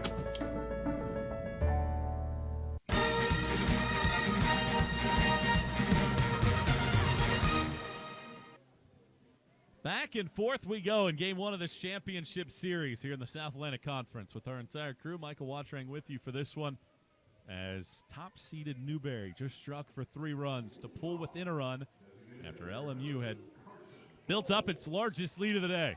And as we go to the 7th, it's 6-5, Splitters on top. 3, 4, and 5 due up. Carson Bowles, the lone man, knocks bat in a 2-run 6th. And Erickson back to work. The right-hander's first pitch ends up with a backstop. That was his 76th pitch of the day. 5 innings, 3 runs on 6 hits so far. In relief for Erickson. 1 ball and no strikes. And the pitch. Missed outside. 2 balls and no strikes with that fastball. Well, Erickson, despite the fact that he's only started 1 game this season, he has gone deep into games. The pitch. Foul ball back. 2-1.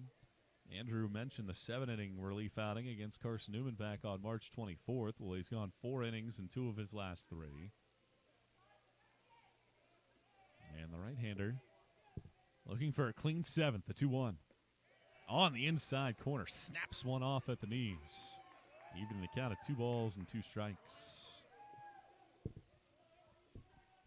Right-hander peers over that brown leather mitt and kicks the leg and pitches. Misses down and away with a slider. And a count full at 3 balls and 2 strikes. Well, so far, each team has used 2 pitchers. LaFiora continues to get loose and looks ready in the Newberry pen. Payoff pitch. It hits him on the left hand. Would have been ball 4 anyway, but instead it hits Bowles, who's on base for the 2nd time, and the leadoff man on base for LMU here in the 7th. To bring Andrew Keene to the plate, who's got 2 singles and 3 trips. LMU 6, Newberry 5 here in the 7th inning.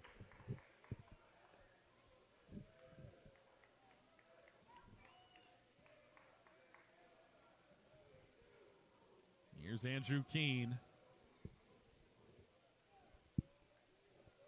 Can Newberry keep LMU off the board? Or do the Splitters continue to add insurance? Throw to first base. Back safely is Bowles. 6 stolen bases this year in 8 tries. Newberry out hitting LMU 10-9. But behind by a run. The pitch high and tight. Went to that fastball again, and that one nearly caught the hands of Keene.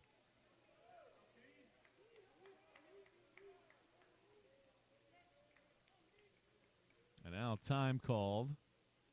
And is LaFiora going to be summoned here from the bullpen as Banks Faulkner back out? And indeed, it does look like LaFiora has been summoned. So I tell you about the new pitcher here in the 7th inning. Joe LaFiora coming out there in a 1-run game here in Game 1 of this championship series.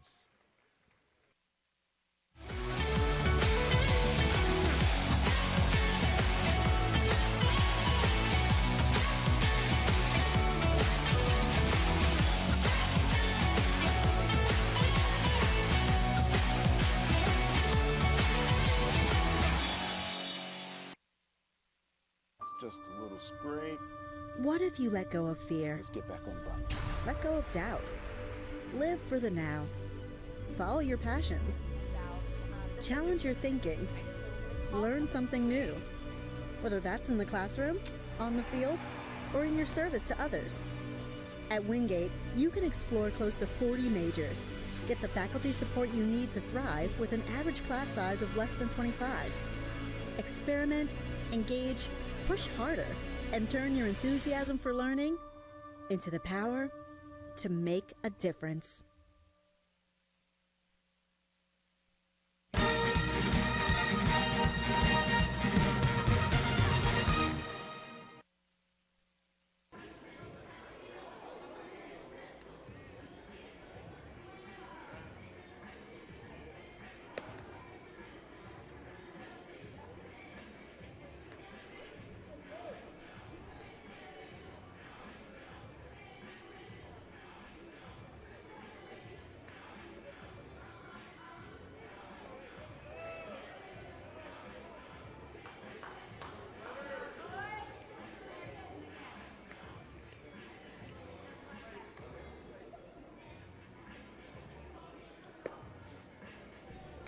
One of the veterans of the Newberry pitching staff, Joe LaFiora, 6 feet, 200 pounds, a southpaw from Philadelphia, is on in relief. This is his 19th appearance. Check that, 18th appearance of the year. 3-3 with a 3.98 ERA, and he has been everything that Newberry would hope for from the bullpen this year. At times in his career, he's been a Friday night starter. He's been all over the map in terms of his pitching, including at the start of this year. He was 5+ innings on a frequent basis, but now he's transitioned into more of a relief role. He hasn't pitched since April 22nd. Threw a scoreless inning at Lenore-Rhine, but he is out there in a 6-5 game and inherits a 1-0 count against Andrew Keene here in the 7th inning. Lincoln Memorial leads by a run. They have not trailed at any point in this game, and we have not been tied at all either. A 3-run first for LMU. So here comes LaFiora ready to go against Keene, and Keene swings and fouls, and the count's even at a ball and a strike. No, the praise could not be any higher from Russell Triplett. Said that LaFiora likes to throw every single day. Compared him a lot to the former workhorse of Quentin Driggers from a few years back when the team won the regular season title in 2019. Here's the 1-1. Floated out towards right center. That's going to drop in for a base hit. LeBron gets there quickly to ensure that Bowles has to stop at second base. And the first two have reached for LMU here in the 7th. A fine little poke right there into right center field, dumping it into the outfield. And the first two reaching as LMU looks to get the runs back that they just gave up in the bottom of the 6th. Harvey and an RBI triple his last time up. Corner infield expecting a bunt. LaFiora settles. He pitches. No bunt shown. Fastball high and away for ball 1. LaFiora, one of the two main leaders on this group. A fifth-year senior. The only two players, him and Braylon Marine, to win 2 regular season titles in the history of the program. And here's the 1-0. That misses down and in, and it's 2 balls and no strikes. LMU just keeps coming at Newberry. Can LaFiora end this frame? Here's the 2-0. That's across the chest for a strike. And a count at 2-1. Well, this has been such an up-and-down game for LMU. 3 runs in the first, then didn't put a base runner on in the 2nd through 4th innings. A run in the 5th. 2 more in the 6th, and the first 2 on base here in the 7th. Here's the 2-1, and it's fouled straight back. 2 balls and 2 strikes.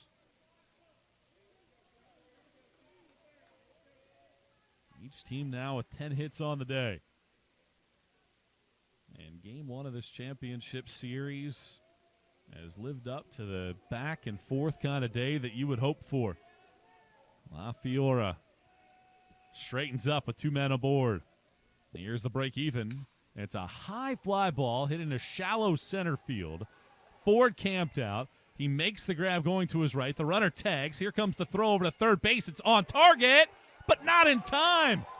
The third baseman, Velez, tried to reach across to get the tag on and couldn't do so in time to get Bowles.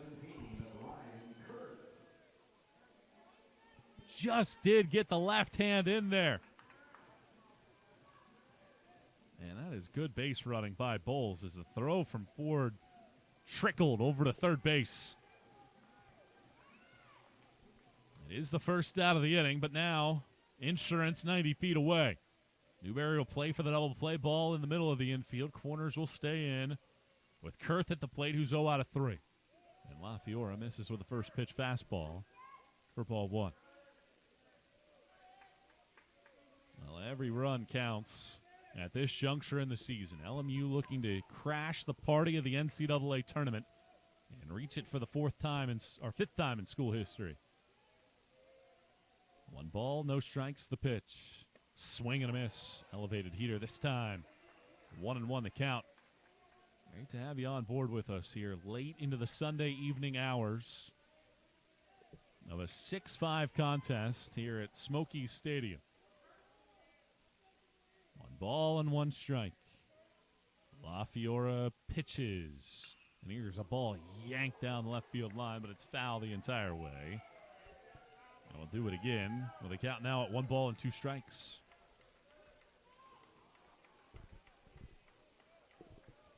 La Fiora looking to hunker down here. He's been excellent since mid-March, giving up just 4 runs over that period. The 1-2 missed outside and not by much. Crowd thought that it was strike 3. In fact, I looked into the on-deck circle, and Mitch Petzelt had started to walk toward the plate. Instead, the count of 2-2. Maybe a little bit outside. The break-even runner takes off from first. It's strike 3 swinging on a pitch down. And there will not be a throw down as Keene swipes second base. But La Fiora gets the much-needed second out. Petzelt will come up. He's got a couple more hits today. And Justin Haywood was highly complimentary of Petzelt. Waited his turn to get into the lineup. Has had a lot of chances to step up, and he's very passionate about his role. And 1 swing here could be huge. The first pitch bounces up there. Jolly smothers another one. 1-0 the count. Petzelt 2 more hits. Now during his 9-game hitting streak, he's 15 of his last 33. Red hot at the plate. 1 ball and no strikes. 2 outs and 2 on. La Fiora, the lefty, comes set. He turns it loose, and it's a foul ball back. Even the count at 1 ball and 1 strike. Well, Newberry just scored 3 times in the 6th. If La Fiora gets out of this inning, boy, what a moment that would be for Newberry. Petzelt, conversely, could keep LMU on the top side with a base hit. 1 ball and 1 strike. And La Fiora steps off. Well, rain still continues to fall here around the ballpark. Not very hard right now. Wind pretty stiff out to right field. 1 ball and 1 strike. La Fiora pitches. And it's a foul ball to get ahead at 1-2. Newberry, in terms of SAC series, 7-1 this year. The last team other than Wingate that has won each of the last 2 against Newberry. To beat Newberry in a series was at the end of March of last year. Queens did so. Here's the 1-2 pitch. And it misses downstairs on a breaking ball. 2-2. That's the uphill battle that LMU has. But they haven't seen this Newberry team in 2 years. LMU leads the series 26-23. 2 men on at second and third with 2 outs. LMU leads it 6-5 here in the 7th. Here's the break even from La Fiora. And that misses down and in. And did it hit him? It did. And that'll load the bases. There's a breaking ball down and in. And it hits Petzelt to load the bases. Ended up hitting him on the left foot.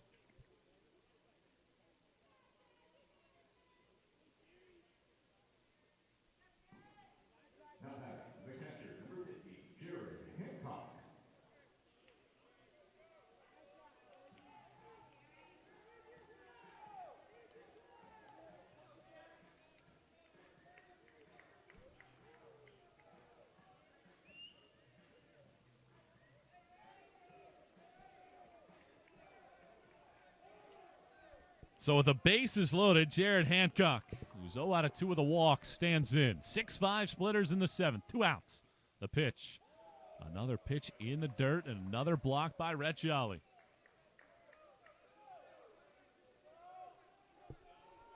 Hancock has only driven in 14 this year.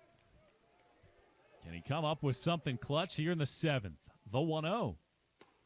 Off the plate on a fastball, 2-0.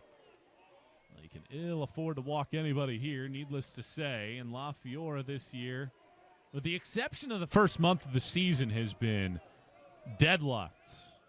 He has walked just 6 since mid-March. 2 balls, no strikes. Got to have one here. La Fiora stretches and pitches, and he doesn't get it, not even close, well down and away. And it's 3 balls and no strikes with 2 outs and the bases juiced.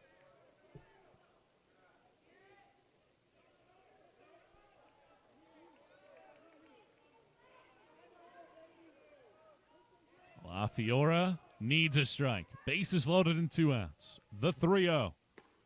Gets the call here on the outer half of the fastball to move it to 3-1. Well, if you're Hancock, do you swing at 3-1, knowing that odds are you're going to get that exact same pitch? La Fiora is ready. He pitches, and that's nowhere close. Fastball up and away. Ball 4. Walks in a run, and it's a 7-5 LMU lead. Bowles touches home. Keene to third base. Hetzel to second. And an RBI bases loaded walk.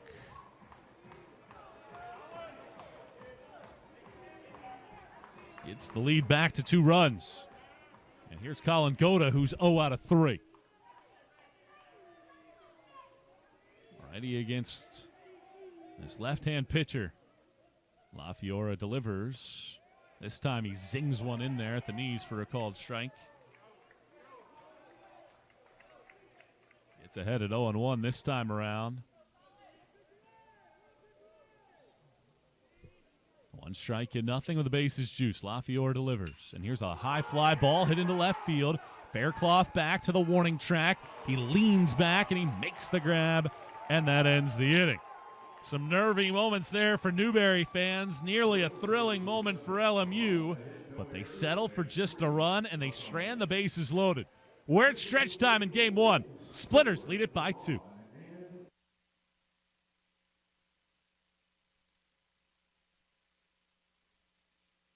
Tusculum University is the right choice for your degree. Your professors will know you, and you will meet students from all over the world. You can do cutting-edge research. You'll have fun. And best of all, you can afford it. We offer associate's, bachelor's, and master's degrees and more than 60 majors and minors within a caring Christian environment. Hi, I'm Dr. Scott Hummel, the president of Tusculum University, and I invite you to become a pioneer, a member of the Tusculum family.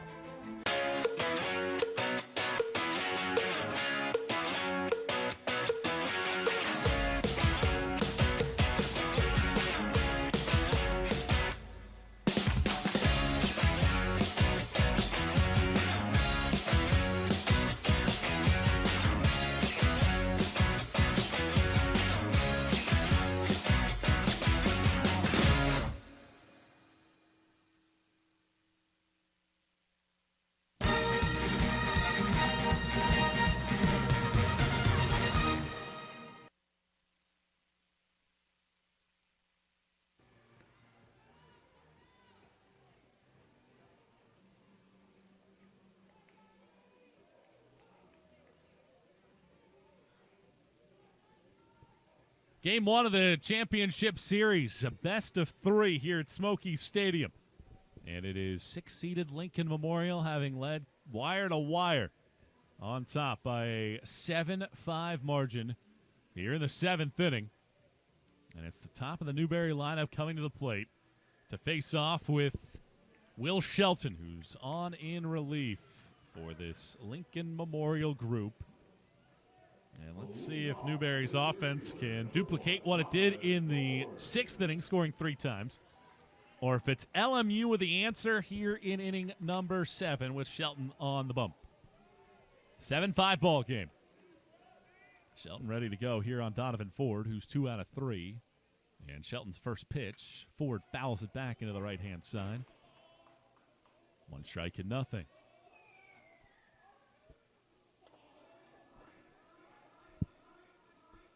Shelton working out of the stretch. Or check that, the full windup rather, as he kicks the leg and pitches, and Ford skies one. Just into the outfield grass goes the second baseman, Petzelt. He bobbles and makes the catch. Well, he reached up, it bounced in his mitt, popped out to his left, and he recovered to make a very nice catch. Had to really stick with that one. He ended up grabbing it near his left hip. So the first man retired here in the 7th, and here's Jacob LeBron, who's been on base twice and has driven in one of the 5 Newberry runs, trailing by 2 in the 7th. Shelton kicks the leg and pitches, and LeBron shoots it up the third base line, but foul. 1 strike and nothing.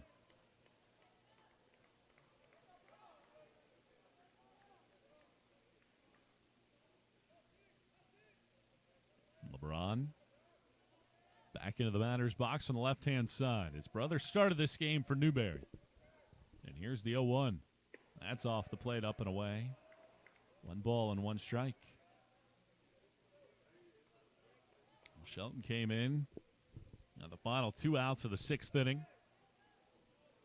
Faced a couple batters as he pitches, and LeBron takes one at the knees for a strike. Now Newberry will get some more activity going up down in the bullpen. Trevor Linneman is down there throwing. Here's the 1-2 pitch. LeBron spoils another one into the screen above his team's dugout, third base side.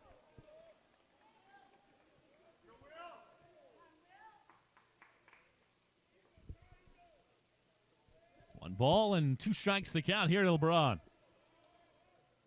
Shelton has the sign from his battery mate, Hancock. Here's the 1-2. That misses low. 2 balls and 2 strikes. Well, if you're LMU, you have 8 more outs that you have to get. I mentioned that's one of LMU's team goals, collect outs, and they need just 8 more to seize game 1. The 2-2. LeBron flies it to left, backpedaling, tracking to his right now is Hall. He makes the grab, and the first 2 have been retired here in this 7th inning, and Newberry has been shut down in just 1 inning of this game, and that was the 2nd. And here comes Braylon Marine, who is 0 for 2 with a walk. Marine has failed to record a hit in just 5 games this year. Has 24 multi-hit days, and for the 2-time conference player of the year, is this the inning where he's able to get something on track? Right-hand pitcher and the right-hand batter. Shelton into his motion and pitching, and Marine takes one on the outside corner with a breaking ball for strike 1. Well, the diet for Marine has been steady, breaking pitches. 1 strike pitch. Marine shoots one into right field. That's a base hit on a solid swing. Over to cut it off, Keene. Marine's got himself another base knock, and the league's leading hitter with 2 outs extends the frame for Henry Gibson.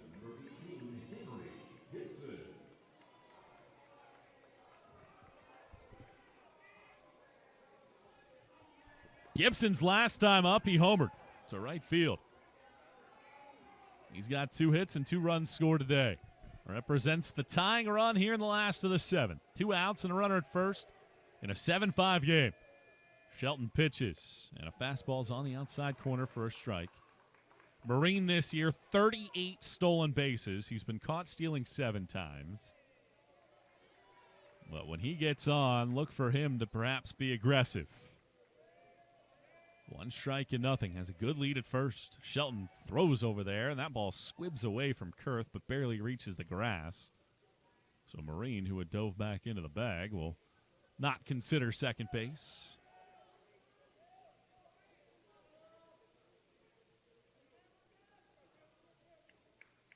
This is a prime spot in this lineup for Newberry, and doesn't matter how many outs there are. They are consistent with their offensive attack. And LMU's pitchers have stepped up to the occasion when needed. Marine, 7th in the country in stolen bases, leads the league. At first, the 0-1.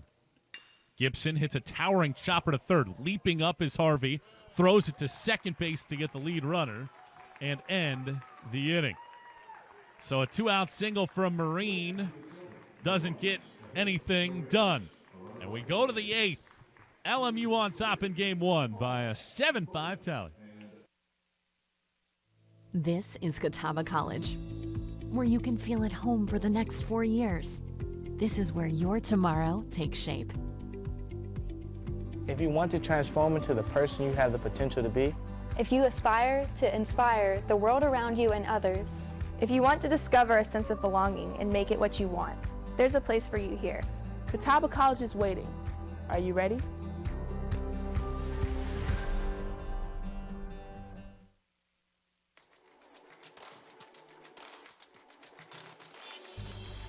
Excellence, integrity, care, curiosity.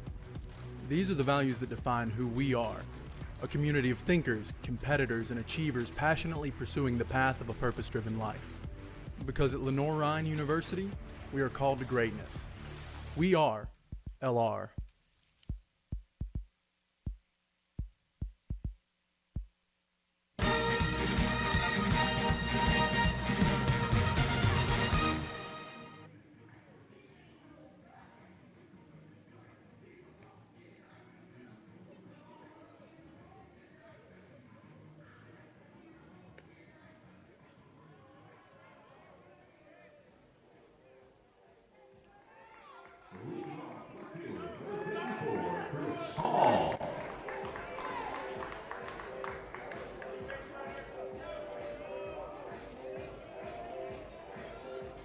Top of the order for LMU, due up here in the 8th inning, and Chris Hall will start it off. He's been on base 3 times this evening.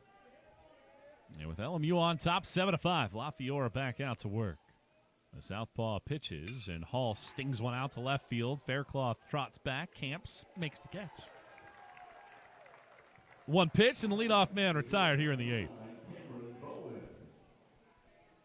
And here's Cameron Bowen, who's got a couple hits. Each team in this game has racked up double digits. 10 for LMU, 11 for Newberry. And Newberry this season,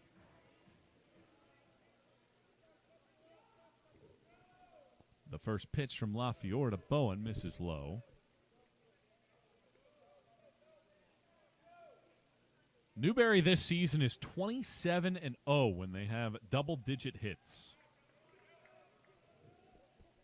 But down by 2 here. The 1-0. Chopped first base side. It hugs the line, then skips over the top of it and goes foul. Leveling the count at 1 ball and 1 strike.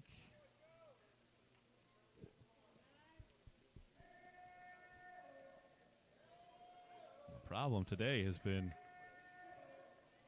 the quick start offense from Lincoln Memorial. And the Splitters 6 outs away from taking a stranglehold of the championship series. Rain falling a little bit harder now here at the ballpark with the count at 1-1. 1 out, nobody on in the 8th.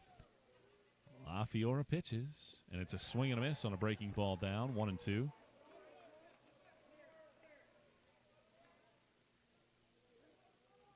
Lindeman continues to prepare down in the bullpen, although he is not throwing as frequently as he was. 1 ball and 2 strikes. LaFiora settles and brings it up there, and it's a swing and a miss on a pitch down. Gloved by Jolly for the out.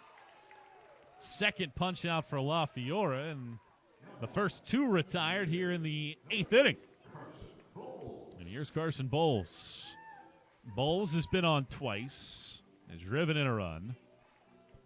And a 7-5 game here in the 8th inning. LaFiora looking to end this frame and get that offense back to the plate. Lefty against righty. The first pitch hums low for ball 1.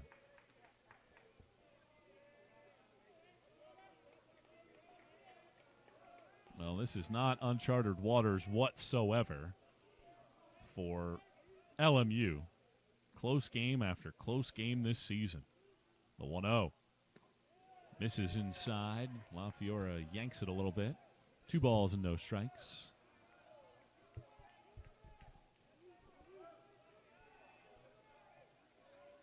after a 4.5-hour rain delay. Deep into the night we go. The 2-0. That misses low and outside. It's 3 balls and no strikes.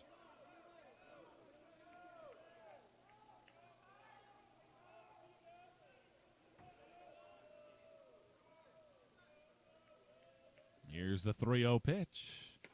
That's right across the middle of the plate for a strike, 3-1.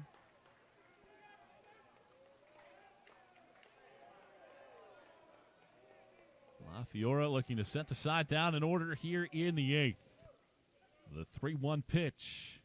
Hit sharply. Marine bobbles. Nearly had that ball on a line, and it glances off the left side of his glove, goes into center field where he tracks it down. Well, Marine, I think that ball took a weird knuckle action at the last second because he went to his left, and when he reached out, it hit the underneath portion of the left side of his glove as he leaned to his left and just couldn't come up with it cleanly. That'll put him, I actually call that a fielding error on Marine. That's an E6. That allows the inning to extend for Andrew Keene, who's got 3 hits. And LaFiora starts him with a breaking ball down and in for ball 1. Well, each side has committed errors on the day. LaFiora looking to ensure that that doesn't come back to hurt this Newberry club. LMU has led throughout, and they have not trailed after a complete inning all tournament. The 1-0. High fly ball out to center field on a line. Ford is back there. He's there to squeeze it and end the inning. The error doesn't come back to hurt at all. And we go to the bottom of the 8th inning. LMU clings to a 2-run lead. 6 outs away from a Game 1 win. Sure, we've been around a while. 171 years to be exact. Founded on the banks of a creek. This creek, Mossy Creek. We know the power of a liberal arts-based Christian education and the tremendous potential of what can be found on this campus, within this community. We are found here and here and here and here and also here in the classroom, on the field. We are adventurers, dreamers, believers, passionate and compassionate, curious and clever, driven by a common purpose towards a common goal. We are. We are. We are. We are. We are family on a journey of discovery. I found my passion. I found my calling. I found family. I found a way to lead. I found a place to call my own. I found purpose. There's something for everyone. We are. We are. We are Carson-Newman. What will you find?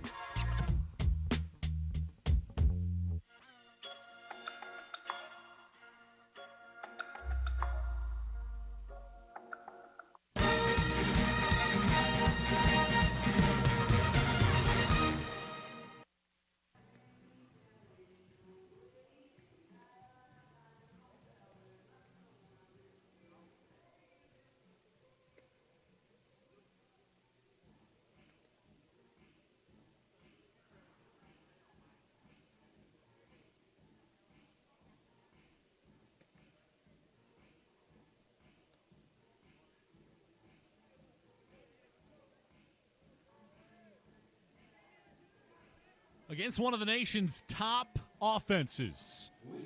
Lincoln Memorial got a larger-than-life performance. First from Patrick Queener, and so far from Will Shelton, who has 5 outs and no runs allowed. And the 6th seed leads the top seed in Game 1 of the championship series, 7-5. And the first pitch to the right-handed hitting, Jonathan Velez is in there for strike 1. Shelton, the second man used by Coach Justin Haywood in this one. And the right-handed pitcher ready to operate here as he kicks and fires, and it's right down the middle for strike 2 call. Back-to-back fastballs from Shelton as he gets 5, 6, and 7 in this Newberry lineup here in the 8th. 2-run ball game, LMU on top. Here's the 0-2, and it's hit foul down the right field line. That one will go into the seats. LMU 3 runs in the first. Newberry answered back with a run in the 3rd and a run in the 4th. And LMU 1 in the 5th, 2 in the 6th. And after Newberry scored 3 in the 6th, 1 more in the 7th for LMU, and that gets us to 7-5. 0-2 bounces in front of the chalk on the left-handed hitting batter's box and goes all the way to the backstop. 1-2. Well, Newberry 11 hits today, and I mentioned in the last inning, 27-0 with 10-plus hits this season. Here's the 1-2. Swing and a miss. Velez chases a fastball away, and that's a punch out for Shelton, just the third from LMU pitching today. And with one out and nobody on, here's Cade Fairclough. 0 out of 3 so far in the ball game. Shelton needs 5 more outs. There is a little bit of activity down there in the LMU bullpen. The right-hander is soft tossing in front of the mound. Shelton delivers, and a fly ball foul off of first base. 1 strike and nothing. Well, the way that Shelton's bringing it up there right now, he might not need another trip into the bullpen. Game 1 here tonight. Game 2 will start tomorrow at noon. 1 strike and nothing to count. Here comes Shelton. Zips it on the outside corner with a fastball. He gets ahead at 0-2.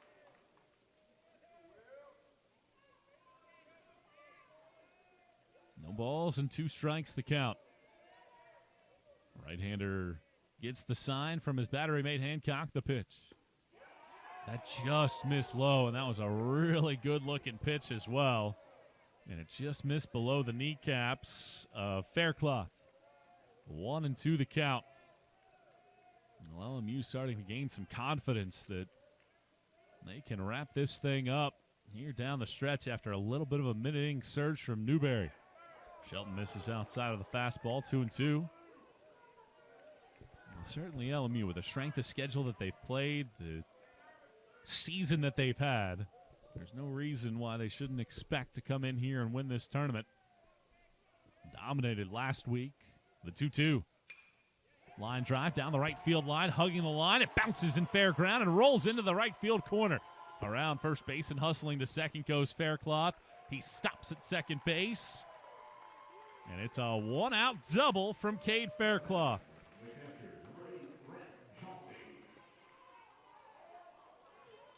That is hit number 12 of the day. And now Rhett Jolly, who's got a couple hits so far on the afternoon. Newberry just keeps coming at you. And now the rain falling a little bit harder. The activity starts to heat up down in the bullpen. And Hancock goes out to the mound to have a word with Shelton. One thing that I thought was interesting that Justin Haywood talked about is that he thinks the guys on his team have played for something bigger than themselves as individuals. Just 2 all-conference players on the roster. Queener, the second-team all-conference starter, and Bowles, a third-team all-conference designated hitter. And he said that they just enjoy being around each other, and they love playing for the guys around them. Tight-knit group. 5 outs away from sealing game 1. 7-5 your score here in the 8th. The right-hander kicks the leg and pitches, and he just missed down and away on the breaking ball to Jolly for ball 1. Jolly has been so steady behind the plate defensively this season, and he's been quite the weapon at the plate as well. Had a 7-game hitting streak snapped in the finale against LR last weekend. Here's the 1-0. Gets one across the belt, does Shelton, for a strike, 1-1. Well, not only that, but Jolly has had some big-time games in that Lenore-Rhine series to seal up the regular season title. He drove in 7. The 1-1 pitch. Jolly late on it, fouls it first base side to fall into a 1-2 hole.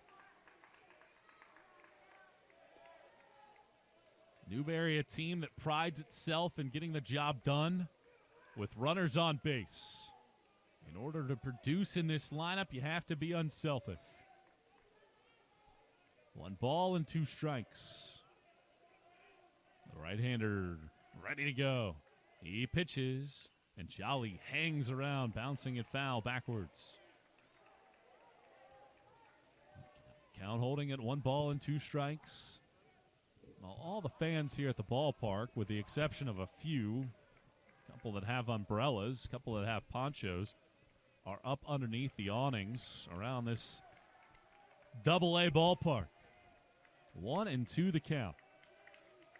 Shelton delivers. Jolly swings and Fouls another one off. Count holds to the ball and 2 strikes.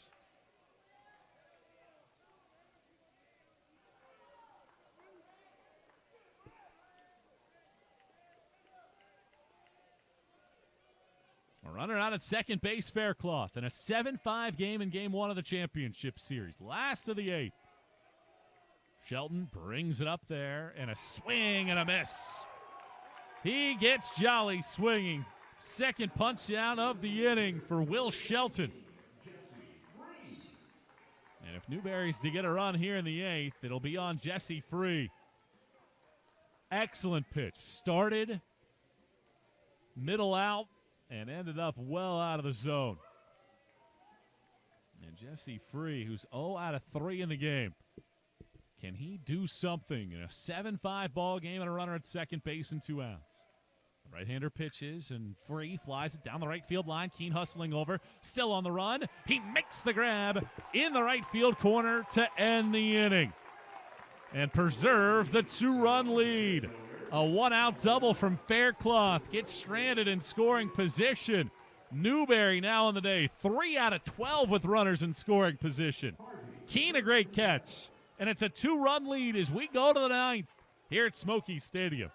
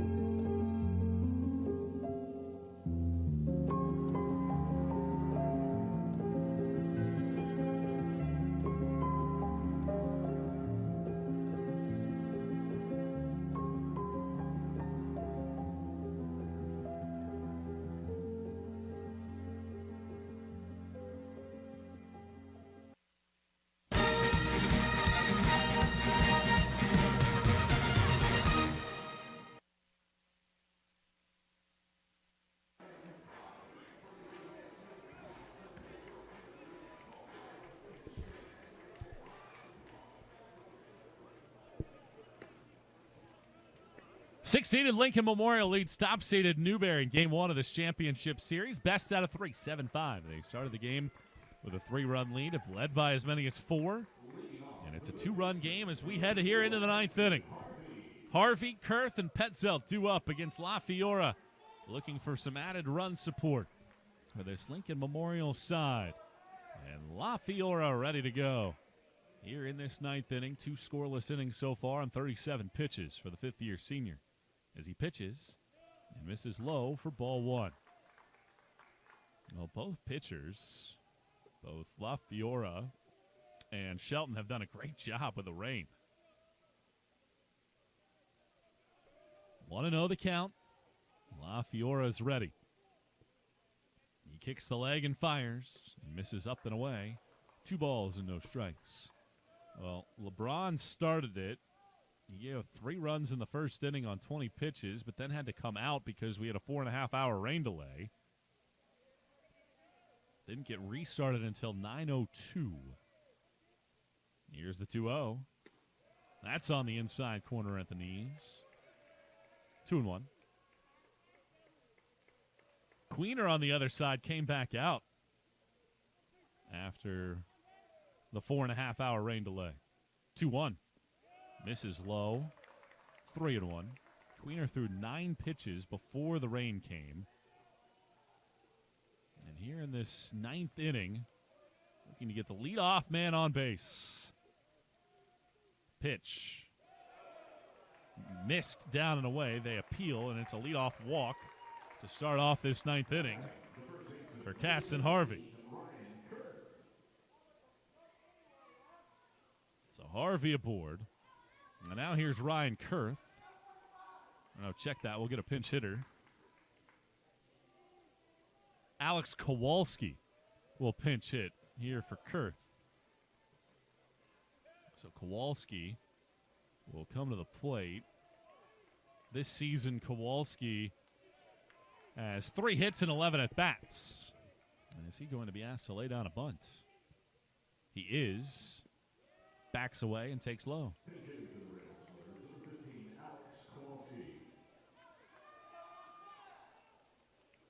Kurth had been 0 out of 4 and struck out 3 times. And he's looking to get the runner into scoring position. 1-0 the count here from La Fiora. Pitching and missing. 2-0. La Fiora has been effectively wild. At times, he's been all over the place. At other times, he's been right in the zone, but has done enough. The pitch. That misses down, and it's 3-0. He's thrown just 21 of his 45 pitches for strikes. And that will lead to more action down in the Newberry bullpen down the left field line. And La Fiora trying to get some mud off of his cleats.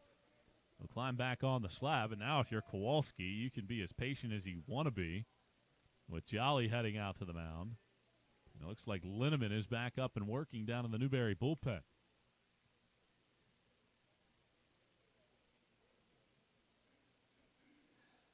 Well, with the rain coming, very difficult to get loose down in the bullpen with any level of consistency.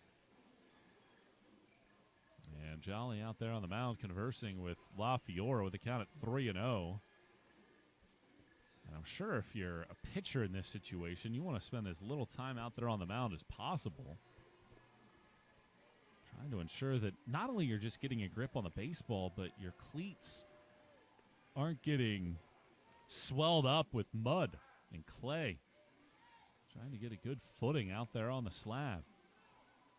I wouldn't be surprised if maybe they added some dirt to the mound at some point this inning. 3-0. Well low and outside, never gave it a chance, and that is back-to-back walks to start off the 9th inning. Well, the last thing that you wanted right there for Newberry. LMU, though, yet again threatens. They've left 9 men on base so far in the game. And Mitch Petzelt, after flying out his first time up, has been aboard 3 straight trips. And now it's a left-hander getting loose in the Newberry bullpen. And La Fiora continues to try to kick that dirt out. And Banks Faulkner is heading out to the mound to have a conversation, and they have not made that official decision to go to the bullpen.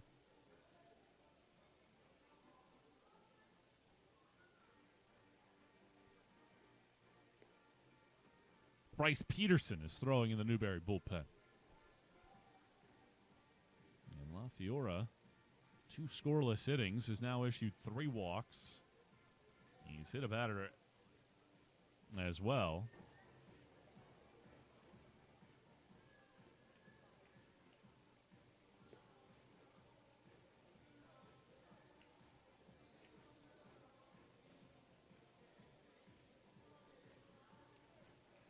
And they will make the call to bring in Peterson. So we'll step out for a break. LMU leads by 2 here in the 9th.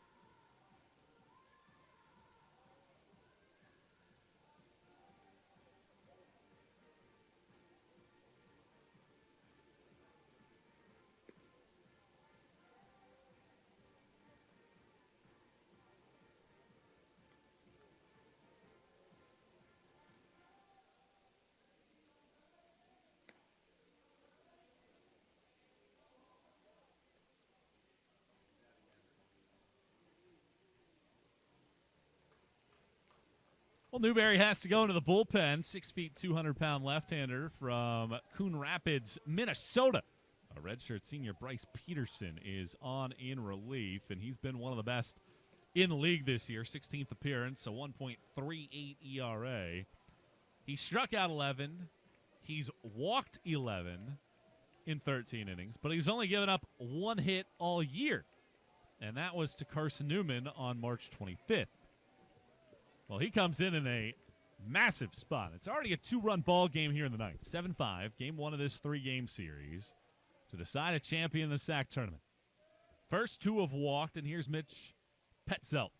The left-hander pitches. Petzelt bunts it in the air. Jolly foul ground onto the grass. To his right, first base side, makes the grab. That is a monster out. On a bunt attempt, Petzelt just popped it up, and he can't get the job done on the first pitch, and here's Jared Hancock. Well, it's interesting there from Petzelt. He wasn't really squatted down. Kind of had his hands lazily around his chest and then reached out there and popped it up. So he's retired. And Hancock, who's walked twice and grounded out twice. 7-5 LMU in the ninth. Peterson pitches. Hancock whiffs on one. Peterson's such a fascinating case. Just the one hit allowed. JUCO transfer. 1 strike and nothing, the pitch. Foul back. This one will end up just to our right-hand side, up into the upper section, right around the catwalk. Peterson ahead at 2 strikes and nothing. This game started 22 minutes late, 4:22. 16-minute of action, 4.5-hour rain delay, and we restarted at 9:02. The pitch, high and away on a breaking ball.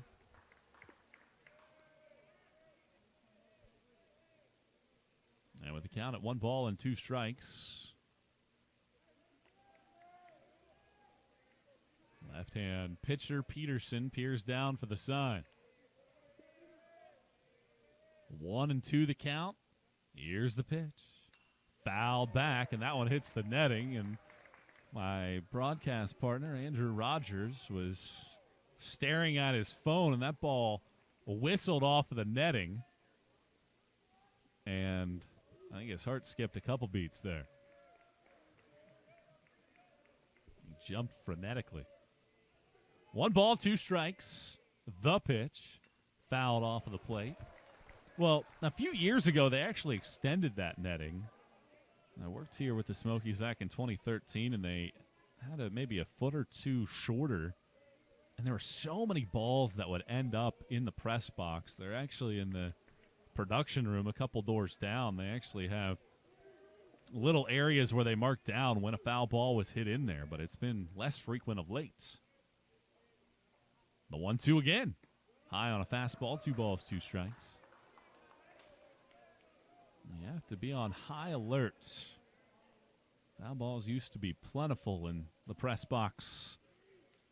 Not as frequent of late, and if you don't have the window open, you're in a better position. The 2-2. Swing and a miss. Strike 3. Peterson gets a punch out. He's 2/3 of the way home from stranding the first 2 men that walked to lead off the inning. And it's on Colin Goda. If LMU is to get any insurance here in the ninth. 7-5, 2 outs, 2 on. Goda is 0 out of 4 and 1 for 14 in the conference tournament.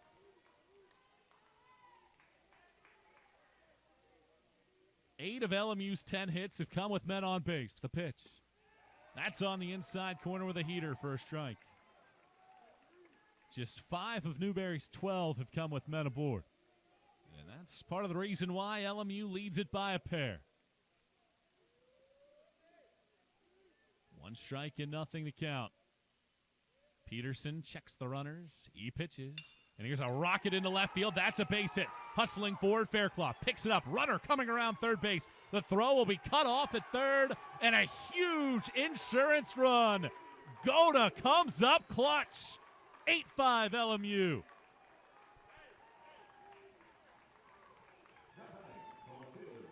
Just the second hit in the last 2 weeks for Goda. Drives in his 27th run of the year. And with 2 outs, he has just the second hit this season against Bryce Peterson.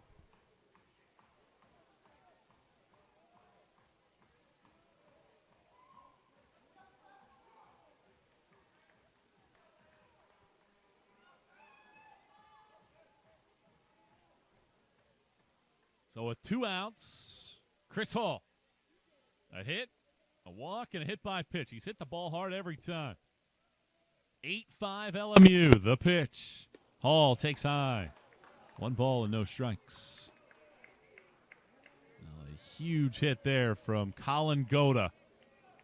And the lead expands. The 1-0 pitch from Peterson. Hall checks his swing. He did go, according to third base umpire Chris Rubisi. Looking forward to the bottom of the 9th inning. Newberry will have 9-1 and 2 due up. That's Lugo, Ford, and LeBron. Should anybody reach the 2-time reigning conference player of the year, Braylon Marine would hit. 1 ball, 1 strike, the pitch. Hall stings it into left field. That's a base hit. Around third base and hustling to the dish comes the runner, Kowalski. He's in to score as the throw gets away. Both runners will move up. And the lead has been matched of the highest of the day for LMU at 4-9-5. Hall, another productive at-bat. 2-out hitting for the Splitters. If the throw is online, they got a shot to get Kowalski, but it is not. And it's a 9-5 ball game. Go to the third. Hall an RBI single, his second RBI hit of the day.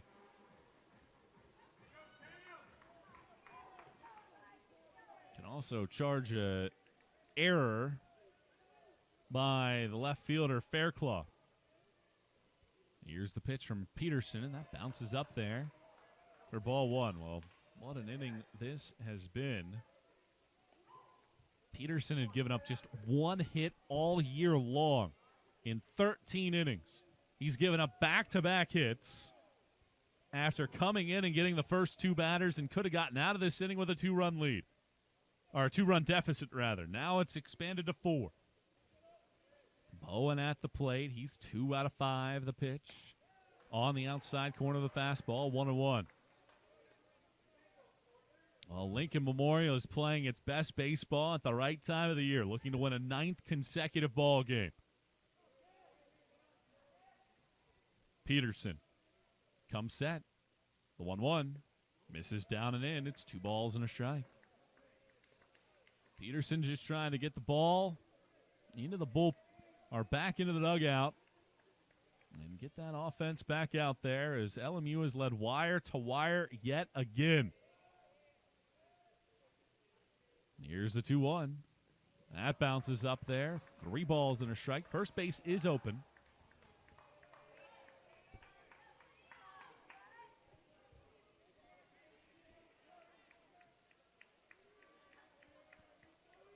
Each team with a dozen hits.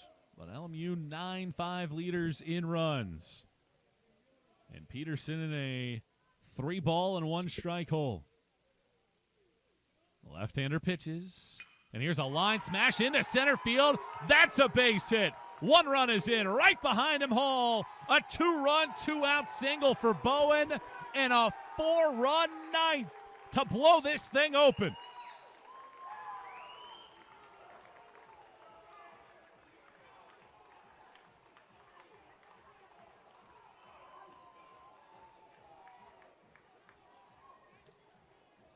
$11-5. And this is the 5th time in the last 9 games LMU has scored double digits.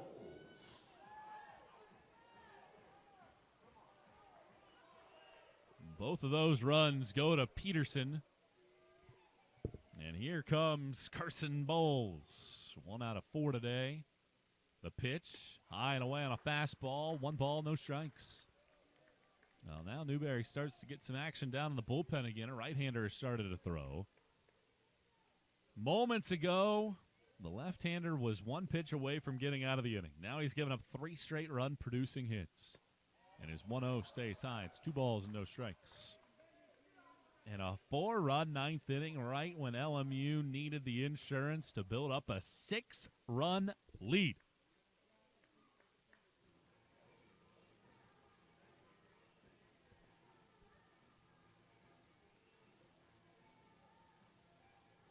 Now to the mound goes Rhett Jolly. Braylon Marine joins the party as well.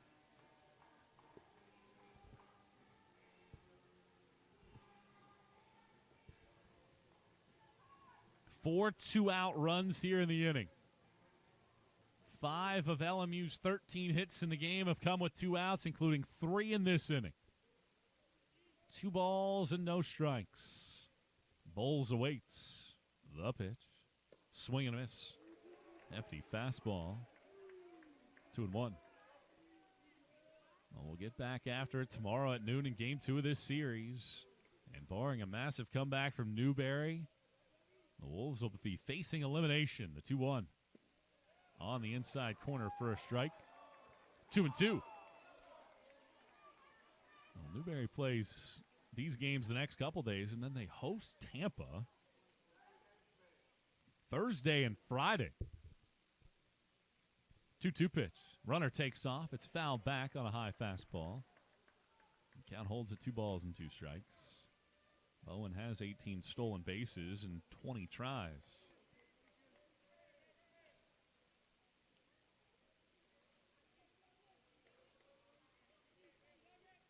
Two balls, 2 strikes, 2 outs, and the runner at first. 4 runs in the 9th. Peterson pitches, and there's strike 3 called at the knees to end the inning. However, 8 men come to the plate for LMU. They strike for 4. And the lead is 6 in Game 1 of the championship series. Splitters will try to slam the door shut, leading 11-5 as we go to the last of the 9th.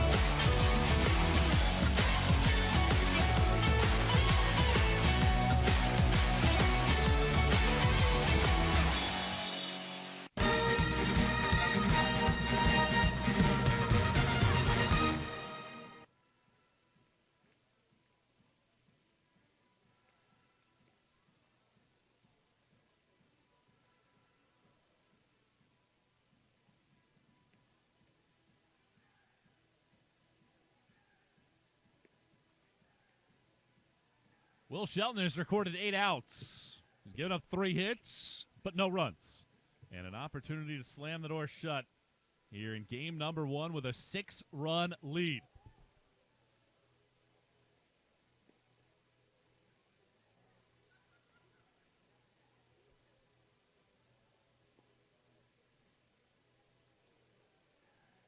And Will Shelton will try to end this one. He gets 9-1-2 in the Newberry lineup with a 6-run lead. And barring a massive comeback, this will be the first loss this season for Newberry when they record double-digit hits. We're 27-0 this year. But Joe Marlugo will start it off. RBI single is last time at the plate. He's 1 out of 3. One change. Walker Hennon has taken over at first base of Kowalski. So here comes Shelton ready to go. And the first pitch from the right-hander is on the inside corner across the belt for strike 1. Ford and LeBron due up in this inning, and Newberry needs base runners. The right-hander Shelton kicks and fires, and a foul ball off of first base. 2 strikes and nothing. Shelton wasting no time getting ahead in the count. The right-hander has the sign. He brings it up there and bounces it in the dirt. 1 ball, 2 strikes. LMU 11 runs on 13 hits, a couple errors. They have left 10 on base. Newberry 5 runs, 12 hits, 2 errors, 6 left aboard. Here comes the 1-2. Foul back. And there was a leaf in the netting for the longest of times, and that foul ball finally jarred it loose, but it dripped down about 10 feet and got caught lower in the netting. 1 ball and 2 strikes. Here's the pitch. Smashed out to second base, picked up by Petzelt. He throws him out at first base, and Newberry down to those final 2 outs.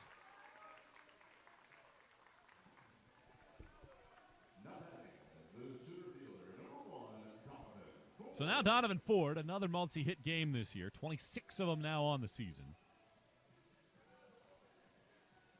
And Ford will stand in. 2 out of 4 on the day. 1 out, 11-5, LMU on top in the bottom of the 9th. Shelton delivers.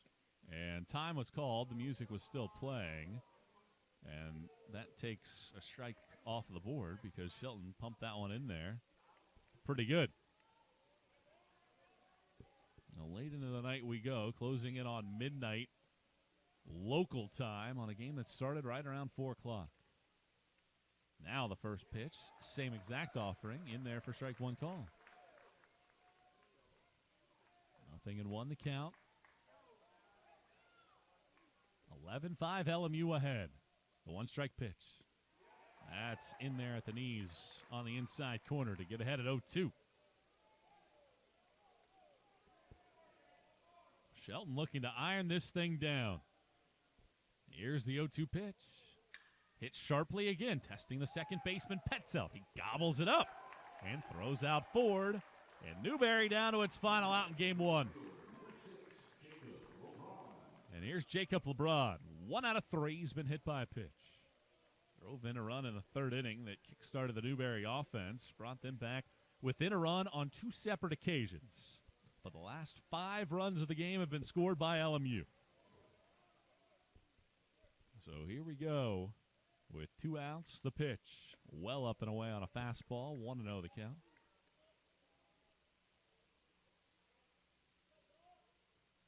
Well, Newberry has won 9 in a row against LMU. Last LMU win came in 2019. 4 years ago. A 1-0. Misses down and in. 2 balls, no strikes.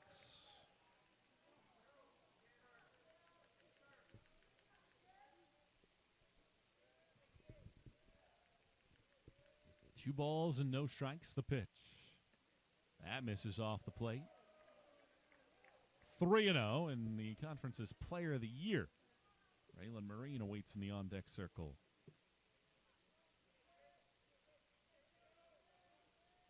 .3-0 count. Shelton delivers. And that's on the outside corner to make it 3-1 and stay alive in this count. Stay tuned after the game. Andrew Rogers will be standing by with a winning coach and a player. And get their reaction from a long day at the yard. Here's the 3-1. LeBron shoots it into left field. That's going to sink in a hurry and drop down for a base hit, and the game will continue on a 2-out single from Jacob LeBron to bring Marine to the plate.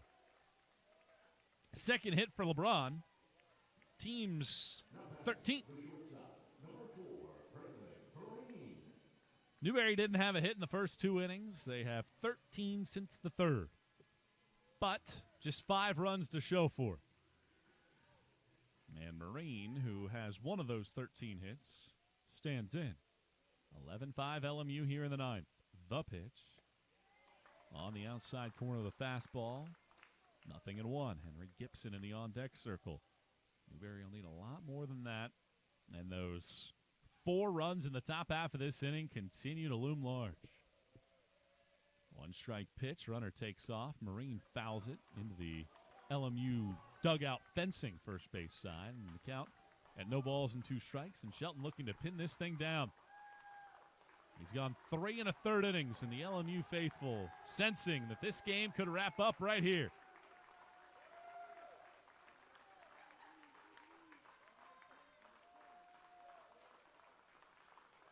Here's the 0-2. That's off the plate, and the runner will take second base on catcher's indifference. Well, if Shelton can get this final out, it'd be his second longest outing of the season. 1-2 to Marine.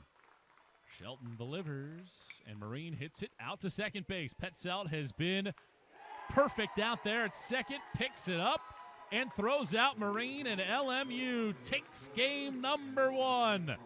The final score here at Smoky Stadium, 11-5.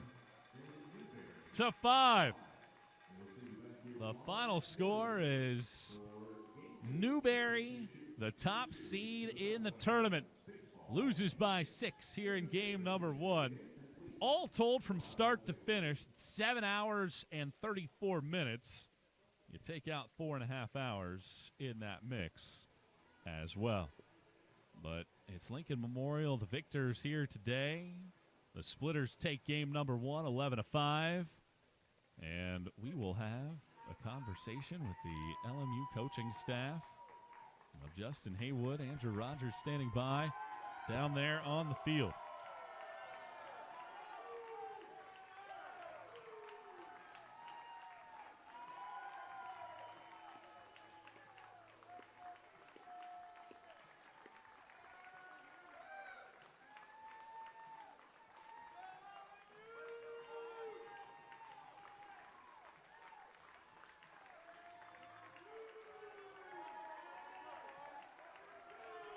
Lincoln Memorial victorious. They've won this tournament 3 times in the last decade. Can they win it for a 4th time and do it tomorrow? 11 runs, 13 base hits, 2 errors, and 10 men left aboard for Lincoln Memorial. It is 5 runs on 13 hits, 2 errors, and 7 left on base for Newberry.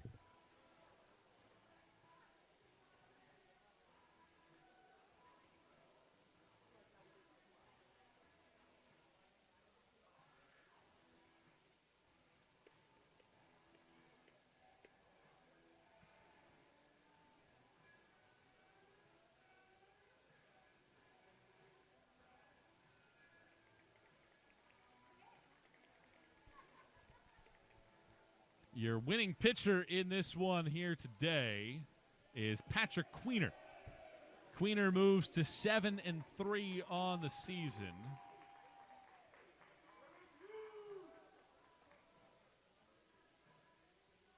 Your losing pitcher is Ethan LeBron. He falls to 4-2 on the year as he pitched just the first inning of this ball game. And your save goes to Will Shelton. That is number 4 of the year for Will Shelton this year. And LMU 1 win away.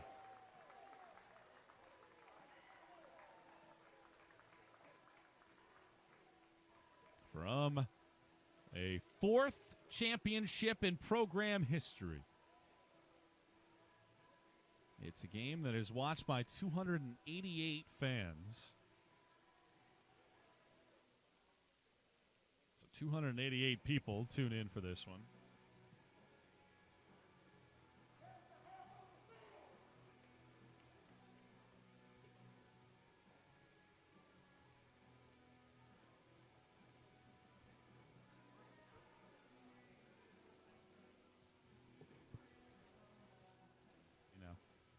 We now send it down to the field where Andrew Rogers standing by with Justin Haywood and his thoughts after a victorious night. Andrew?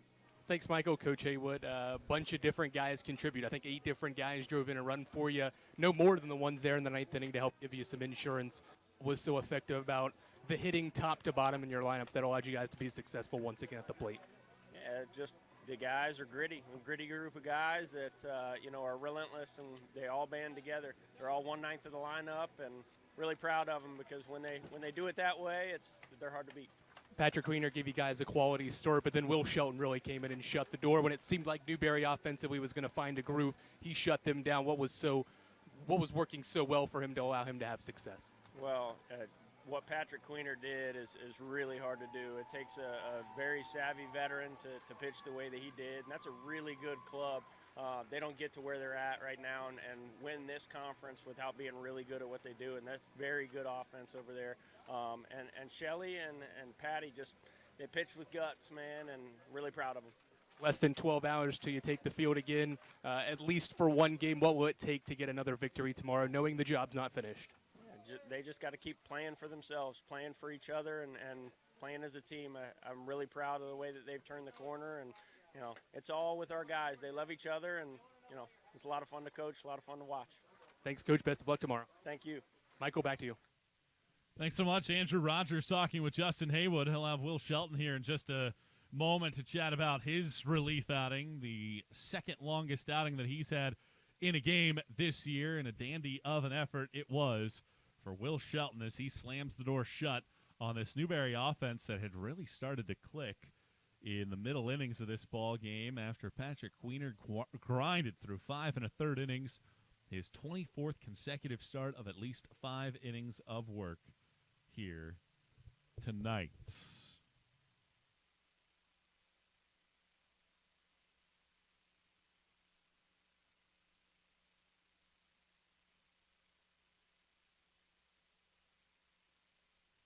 Andrew now standing by with Will Shelton. We'll send it down to him, Andrew.